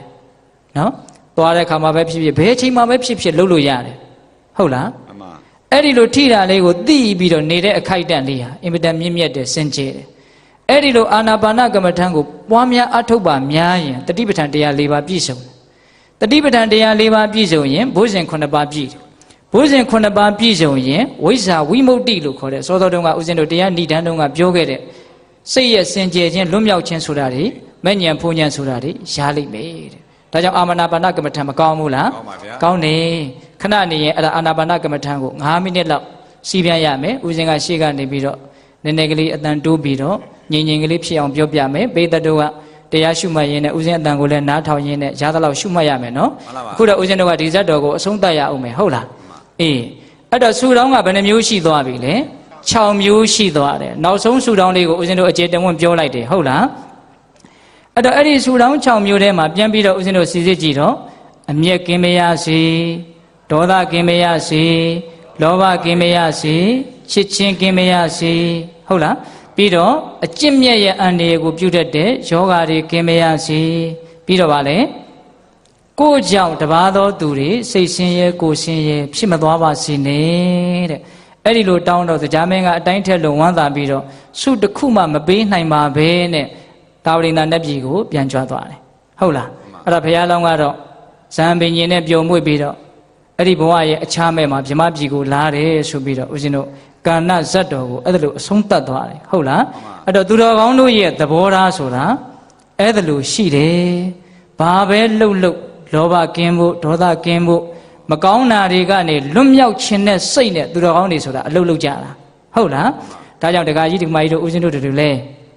လူဘဝရာတုံးရကြိုက်မှာရှားဖွေစားတောက်မှုကတော့လုပ်ရမှာပေါ့နော်တို့တော့တကယ်ရည်ရွယ်ချက်ကငါဒီဘဝမှာမကောင်းတာတွေကိုတတ်နိုင်တယ်မြနဲတဲ့နဲအောင်မကောင်းတဲ့တရားတွေကနေတတ်နိုင်တယ်မြတန့်ရှင်းတဲ့တန့်ရှင်းအောင်ငါကြိုးစားသွားမယ်လို့အဲ့ဒါလို့တန်ဋိဌာန်ချဖို့မလိုဘူးလားအေးဒါကြောင့်သူတော်ကောင်းကြီးတို့ရဲ့ထုံးစံကိုအတုယူဖို့ဆိုတဲ့ရည်ရွယ်ချက်နဲ့ဦးဇင်းတို့ပြောပြတယ်ကဏ္ဍဇတ်တော်သူတော်ကောင်းတို့ရဲ့သဘောထားဆိုတဲ့တရားကိုမေတ္တာပို့ပြီးတော့ဦးဇင်းတို့အဆုံးသတ်မယ်နော်မေတ္တာမပို့ခင်မှာဦးဇင်းတို့တရားစတင်ပြီးတော့မှတ်ကြရအောင်9မိနစ်ဟုတ်လားလူငယ်တွေအတွက်အမှတ်တရလည်းဖြစ်စေခြင်းနဲ့ဘဝမှာဒီလိုလေးလုပ်ခဲ့ဘူးတယ်လို့အနည်းဆုံးလောက်တော့အဲ့ဒါလောက်ဦးဇင်းတို့ကမျှော်လင့်ပါတယ်နော်အေးဒါကြောင့်ဦးဇင်းတို့တရားဟောတာတနာရီနဲ့15မိနစ်တရားထိုင်မှနဲ့ရေသက်ချမှနဲ့တနာရီမိနစ်20တနာရီခွဲပေါ့နော်အဲ့တော့အားလုံးတက္ကကြီးတွေကတင်မလီခွေထိုင်ခါလေးတွေကိုစမ်းစမ်းထားလက်ကလေးတွေထပ်ထားမျက်လွှာချထားပါဒကမာကြီးတွေကကြုံထိုင်မျက်လွှာလေးတွေချခါလေးတွေကိုစမ်းထားပါလက်ကလေးတွေကိုထပ်ပြီးတော့ထားပါအလုံးမိမိတို့ရှုမှတ်နေကြနည်းရှိတယ်သဘောကျတဲ့နည်းရှိတယ်ဆိုရင်မိမိတို့ရှုမှတ်နေကြနည်းအတိုင်းရှုမှတ်နိုင်ပါတယ်ပွားများနိုင်ပါတယ်ဦးဇင်းတို့ပြောတဲ့နည်းကိုစမ်းကြည့်ခြင်းနဲ့ဆိုလို့ရှိရင်လေကျေးဇူးရှင်ဝေဘူးစတော်ကြီးရဲ့နည်းလို့သဘောထားပြီးတော့စမ်းသပ်ကြည့်နိုင်ပါတယ်တခါမှတရားအာမထုတ်ဘူးသေးတဲ့ပုဂ္ဂိုလ်တွေများအကယ်၍ပါခဲ့မယ်ဆိုလို့ရှိရင်ဦးဇင်းတို့ပြောတဲ့နည်းအတိုင်းစတင်ပြီးတော့အာထုတ်ရမယ်မိမိရဲ့စိတ်ကိုနှာသီးပြားကိုအာယုံပြုပါဝင်လေကလေးဝင်နေတာရှိတယ်ထွက်လေလေးထွက်သွားတာရှိတယ်ဝင်လေလေးဝင်သွားတဲ့နောက်လေရဲ့နောက်ကိုလည်းမလိုက်ပါနဲ့ထွက်လေလေးထွက်သွားတဲ့နောက်လေရဲ့နောက်ကိုမလိုက်ပါနဲ့ဝင်လေလေးနဲ့နှာသီးပြားတနေရာထိခိုက်ပုတ်တိုက်ပြီးတော့ဝင်သွားလိမ့်မယ်အဲ့ဒီထိတဲ့သဘောတိုက်တဲ့သဘောပုတ်တိုက်သွားတဲ့သဘောလေးထိတဲ့သဘောလေးကိုသိအောင်ကြိုးစားပါထွက်လေလေးထွက်သွားတော့လေထွက်လေလေးနဲ့နှာသီးပြားတနေရာထိခိုက်ပုတ်တိုက်ပြီးတော့ထွက်သွားလိမ့်မယ်အဲ့ဒီထိခြင်းကိုလည်းသိအောင်ကြိုးစားပါဝင်တိုင်းထိတိုင်းသိထွက်တိုင်းထိတိုင်းသိအဲ့ဒီလိုအစမပြတ်ကြိုးစားပြီးတော့နေပါဘဝဝင်ခြင်းကအတန်တို့ကြောင့်တော်၎င်းမိမိရဲ့စိတ်ကမငြိမ်လို့တော်၎င်းရှောက်ပြီးတော့တွေးမိရင်လည်းစိတ်မပြတ်ပါနဲ့နည်းနည်းလေးပဲသိခဏလေးပဲသိဒီအချိန်လေးဟာတန်ဖိုးရှိတယ်လို့ခံယူပြီးတော့ကြိုးစားပါစိတ်ဟာလက်ဖြစ်တွက်မှာဂရေတသိမ့်ဖြစ်ပြီးချုပ်တယ်လို့ကြားဖို့ပါတယ်တစ်ချက်ထိတာလေးလောက်သိလိုက်ရတယ်ဆိုရင်ကိုအကျိုးတရားတွေကမနှဲပါဘူးကုသိုလ်တွေဂရေတသိမ့်လောက်ရသွားတယ်ဒါကြောင့်အင်မတန်မြင့်မြတ်စင်ကြယ်တဲ့လုပ်ကိုအရိယာသူတော်ကောင်းကြီးတွေဘုရားဆရှိတဲ့သူတော်ကောင်းကြီးတွေမြတ်နိုးတဲ့လုပ်ကိုလုပ်ရပေတယ်လို့ဝမ်းမြောက်ဝမ်းသာစိတ်နဲ့ကြိုးစားပါဝင်တိုင်းထိတိုင်းသိထွက်တိုင်းထိတိုင်းသိဒီ9မိနစ်လေးအချိန်တွင်းမှာမြတ်စွာဘုရားကိုအင်မတန်မြင့်မြတ်သောစင်ကြယ်သောအကျင့်မြတ်ဖြင့်ပူဇော်ရပေတယ်လို့ဝမ်းမြောက်ဝမ်းသာစိတ်နဲ့ဝင်တိုင်းထိတိုင်းသိအောင်ကြိုးစားပါထွက်တိုင်းထိတိုင်းသိအောင်ကြိုးစားပါဝင်လေလေးမှာလည်းပဲထိဆိုပြီးတော့ဝင်သွားတယ်ထွက်လေလေးမှာလည်းပဲထိဆိုထွက်သွားတယ်ဝင်တဲ့လေမှာလည်းပဲထိတာတွေဟာအစဉ်အတန်းကလေးထိတယ်ဆိုဝင်သွားတယ်ထွက်တော့လည်းပဲအဲ့ဒါလိုပဲထိထွက်သွားတယ်ထိတဲ့နေရာမှာပဲစိတ်ကိုအထိုင်ချပြီးတော့ထိတဲ့သဘောကိုပဲမိအောင်သိအောင်ကြိုးစားပါအင်မတန်မြင့်မြတ်ပါတယ်အင်မတန်စင်ကြယ်ပါတယ်ဘာကြောင့်မြင့်မြတ်တယ်လဲဆိုလို့ရှိရင်ထိတာလေးကိုသိနေတဲ့အချိန်မှာလိုချင်တဲ့လောဘဆိုတဲ့ရုပ်ညံ့တဲ့တရားတွေမရှိလို့ အဲ့ဒီအချိန်လေးဟာမြင့်မြတ်တယ်လို့ဆိုရတယ်ထိတာလေးကိုသိနေတဲ့အချိန်မှာမကျေနပ်တဲ့ဒေါသတွေမဖြစ်လို့အဲ့ဒီအချိန်မှာယုံညံ့သောဒေါသမရှိလို့မြင့်မြတ်နေတယ်လို့ဆိုရတယ်ထိတာလေးကိုသိနေတဲ့အချိန်မှာတွေးဝေမိုင်မဲမှုဆိုတဲ့ယုံညံ့သောမောဟမရှိလို့အဲ့ဒီအချိန်မှာမြင့်မြတ်နေပါတယ်ဒါကြောင့်အင်မတန်အဖို့တန်ပါတယ်ထိတာလေးကိုသိနေတဲ့အချိန်မှာညှဉ်းနှွမ်းစေတတ်တဲ့လောဘဒေါသမောဟတရားတွေကင်းနေတဲ့အတွက်ကြောင့်အဲ့ဒီချိန်ကိုတန့်ရှင်းတယ်စင်ကြယ်တယ်လို့ဆိုရပါတယ်စိတ်ကလေးဟာတကယ်ကတော့ပင်ကိုယ်ကအင်မတန်ဖြူစင်တယ်အယောင်တောင်ထွက်နေတယ်လို့ဆိုပါတယ်ဒါပေမဲ့လို့ဧည့်သည်တဖွဲ့ဖြစ်တဲ့လောဘဒေါသမောဟတွေကြောင့်စိတ်ဟာညှဉ်းနှွမ်းနေတယ်လို့မြတ်စွာဘုရားဟောပါတယ်ထိတာလေးကိုသိနေတဲ့အချိန်မှာအဲ့ဒီဆိုးဝါးတဲ့လောဘဒေါသမောဟဧည့်သည်တွေဟာဝင်လို့မရပါဘူးအဲ့ဒီအချိန်မှာစိတ်ဟာဖြူစင်ပါတယ်တန့်ရှင်းပါတယ်ဒါကြောင့်အဲ့ဒီအချိန်လေးဟာအင်မတန်တန်ဖိုးရှိတဲ့အချိန်အဖိုးဖြတ်လို့မရတဲ့အချိန်ဖြစ်ပါတယ်ဒါကြောင့်ဝင်တိုင်းထီတိုင်းသိထွက်တိုင်းထီတိုင်းသိခန္ဓာကိုယ်ကိုတက်တောင့်တက်တာလေးထားဝင်လေထွက်လေကိုကြိုးစားပြီးတော့မရှူနဲ့မဆိုင်နဲ့ပုံမှန်အတိုင်းကလေးထိတာလေးကိုပဲကြိုးစားပြီးတော့သိနေမယ်စိတ်တွေပြင်းမဲ့ထွက်လို့လည်းစိတ်မပြတ်ဘူးပြန်ဆွဲပြီးတော့သိဖို့ကြိုးစားမယ်အဲ့ဒါလိုကြိုးစားပါအင်မတန်မြင့်မြတ်ပါတယ်စင်ကြယ်ပါတယ်ဝင်တိုင်းထီတိုင်းသိထွက်တိုင်းထီတိုင်းသိအင်မတန်ကြီးကျယ်ပါတယ်ပိဋကတ်သုံးပုံကိုအနှစ်ချုပ်လိုက်ရင်ဗောဓိပက္ခိယတရား38ပါးရတယ်လို့ဆိုပါတယ်ဗောဓိပက္ခိယတရား38ပါးကိုအနှစ်ချုပ်ရင်မဂ်ကင်10ပါးရတယ်လို့ဆိုပါတယ်မဂ်ကင်10ပါးကိုအနှစ်ချုပ်ရင်သီလသိက္ခာသမာဓိသိက္ခာပညာသိက္ခာဆိုတဲ့သိက္ခာ3ပါးရတယ်လို့ဆိုပါတယ်သိက္ခာ3ပါးကိုအနှစ်ချုပ်လို့ရှိရင်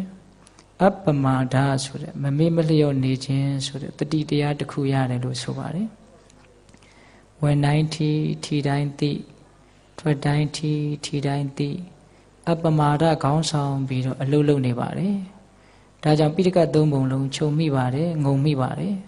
မိမိတို့အလုပ်လုပ်နေတာဟာနေနေရမဟုတ်ပါဘူးအပ္ပမာဒအခြေခံတဲ့အတွက်ကြောင့်သိက္ခာ3ပါးပြည့်စုံနေတယ်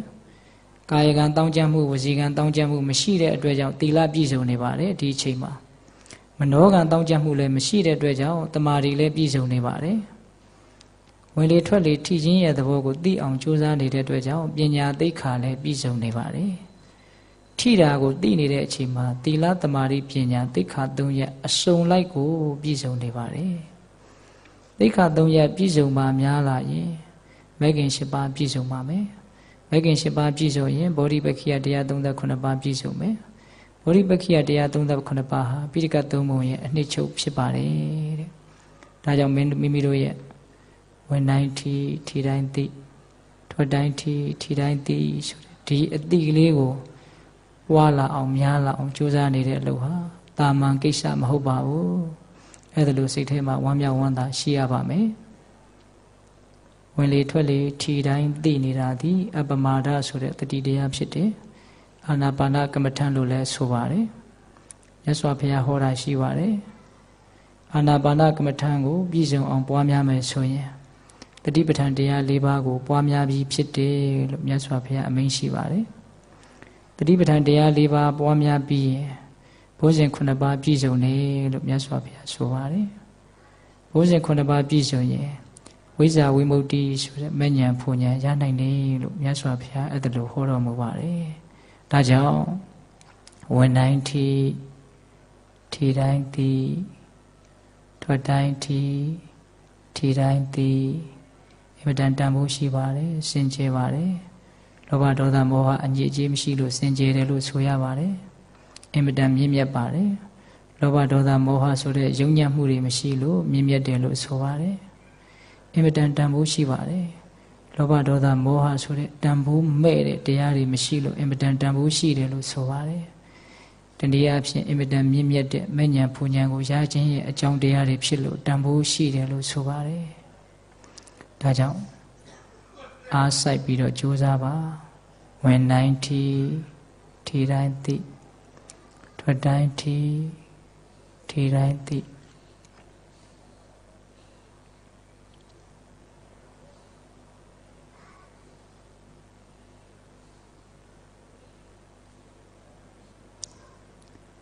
မှန်မြင်တော်မူကြတဲ့ဘုရားယဟန္တာရိယသူတော်ကောင်းကြီးတွေအထက်ထက်ချီးမွမ်းခဲ့တဲ့အလုပ်ကိုလုပ်နေရတာပါတသံတရားလုံးတန်ဖိုးမရှိတဲ့အလုပ်တွေလုပ်ပြီးတော့အချင်းလဲကျစားခဲ့ရတဲ့အခြေအနေမျိုးနဲ့အင်မတန်ကွာခြားပါတယ်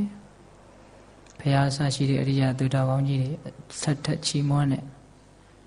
အာနာပါနကမ္မထံကိုကြိုးစားနေရတာအင်မတန်မြင့်မြတ်ပါတယ်ဒါကြောင့်ဝင်တိုင်းထီတိုင်းသီထွက်တိုင်းထီတိုင်းသီကြိုးစားပါ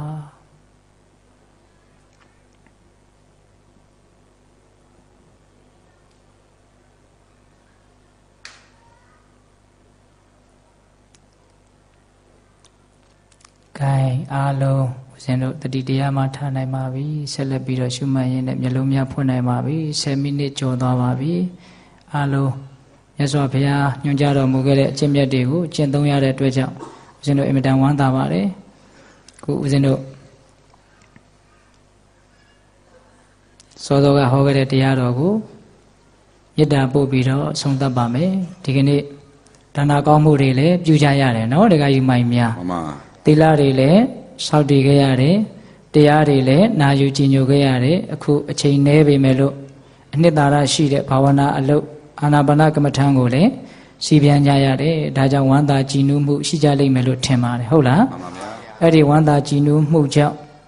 အဲ့ဒီကုသိုလ်တို့ရဲ့အရှင်ကြောင့်အာလုံးကျမ်းမာချမ်းသာကြပါစေမဲ့ညံဖူညံရပါစေလို့ဦးဇင်းတို့ဆန္ဒပြုပြီးတော့သူတော်ကောင်းတို့ရဲ့သဘောထားဆိုတဲ့ကာဏဇတ်ကိုမေတ္တာပို့ပြီးတော့အဆုံးသတ်ပါမယ်နော်ဘဝတုသဗ္ဗမင်္ဂလံရခန္တုသဗ္ဗဒေဝတာသဗ္ဗဗုဒ္ဓ ानु ဘာဝေနတရာဒုက္ခိဘဝန္တုတိဘဝတုသဗ္ဗမင်္ဂလံရခန္တုသဗ္ဗဒေဝတာသဗ္ဗဓမ္မာ ानु ဘာဝေနတရာဒုက္ခိဘဝန္တုတိဘဝတုသဗ္ဗမင်္ဂလံရခန္တုသဗ္ဗဒေဝတာသဗ္ဗသံဃာ ानु ဘာဝေနတရာဒုက္ခိဘဝန္တုတိတေတုမင်္ဂတရားနာပိသပေါတင်သူတော်ကောင်းတို့သာသာအလုံးသောတတ္တဝါအနန္တတို့အားသဗ္ဗမင်္ဂလံလောကီလောကုတ္တရာကောင်းဆိုသမျှမင်္ဂလာဝါဝတိဘဝတုကောင်းစွာမသွေဖြစ်တော်မူကြပါစေတည်းတေတုမင်္ဂတင်တရားနာပိသပေါသူတော်ကောင်းတို့သာသာအလုံးသောတတ္တဝါအနန္တတို့အားသဗ္ဗဒေဝတာမိမိတို့ခန္ဓာကိုယ်မှာစောင့်ကြနေကြကုန်သောနတ်မိမိတို့အိမ်မှာစောင့်ကြနေကြကုန်သောနတ်မိမိတို့သာသနာမိမိတို့ကဘာမှာစောင့်ကြနေကြကုန်သောနတ်မြတ်ကောင်းနတ်အပေါင်းတို့ကလည်းပဲရခန္တုကောင်းစွာမသွေဆောင်လျှောက်တော်မူနိုင်ကြပါစေတည်းတေတုမင်္ဂသင်တရားနာပိသပေါသူတော်ကောင်းတို့သာသာအလုံးသောတတ္တဝါအနန္တတို့အားသဗ္ဗဗုဒ္ဓ ानु ဘာဝေနကင်္ဂဝါလူသေးစုမကပွင့်တော်မူကြတဲ့စုစုတော်တာပါဘုရားရှင်ကိုတော်မြတ်တို့ရဲ့တကူတေဇောအာနုဘောတော်တို့ကြောင့်၎င်းသဗ္ဗဓမ္မာ ानु ဘာဝေနမေလီရန်ဖူလီရန်နိဗ္ဗာန်ပရိယတိဟုဆိုသောစေတံတော်တရားတော်မြတ်တို့ရဲ့တကူတေဇောအာနုဘောတော်တို့ကြောင့်၎င်းသဗ္ဗသံဃာ ानु ဘာဝေနမေကတံလေးရောက်ပလတံလေးရောက်ဆိုသောရှင်ရောက်တော်ရိယသံဃာရှင်မြတ်တို့နဲ့တကွသီလဂုံသမာဓိဂုံပညာဂုံတို့နဲ့ပြည့်စုံတော်မူကြတဲ့သမုဒိတံဃာရှင်ကောင်းရှင်မြတ်ပေါင်းတို့ရဲ့တကူတေဇောအာနုဘောတော်တို့ကြောင့်၎င်း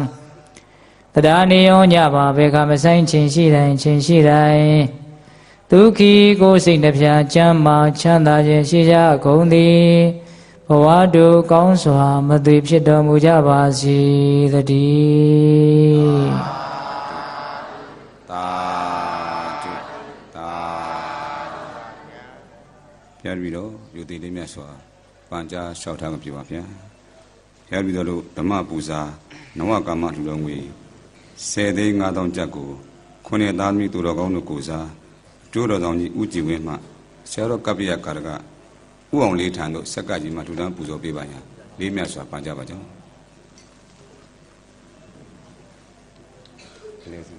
ကင်မရာလေးကင်မရာအားလေးပါလီကင်မရာလေး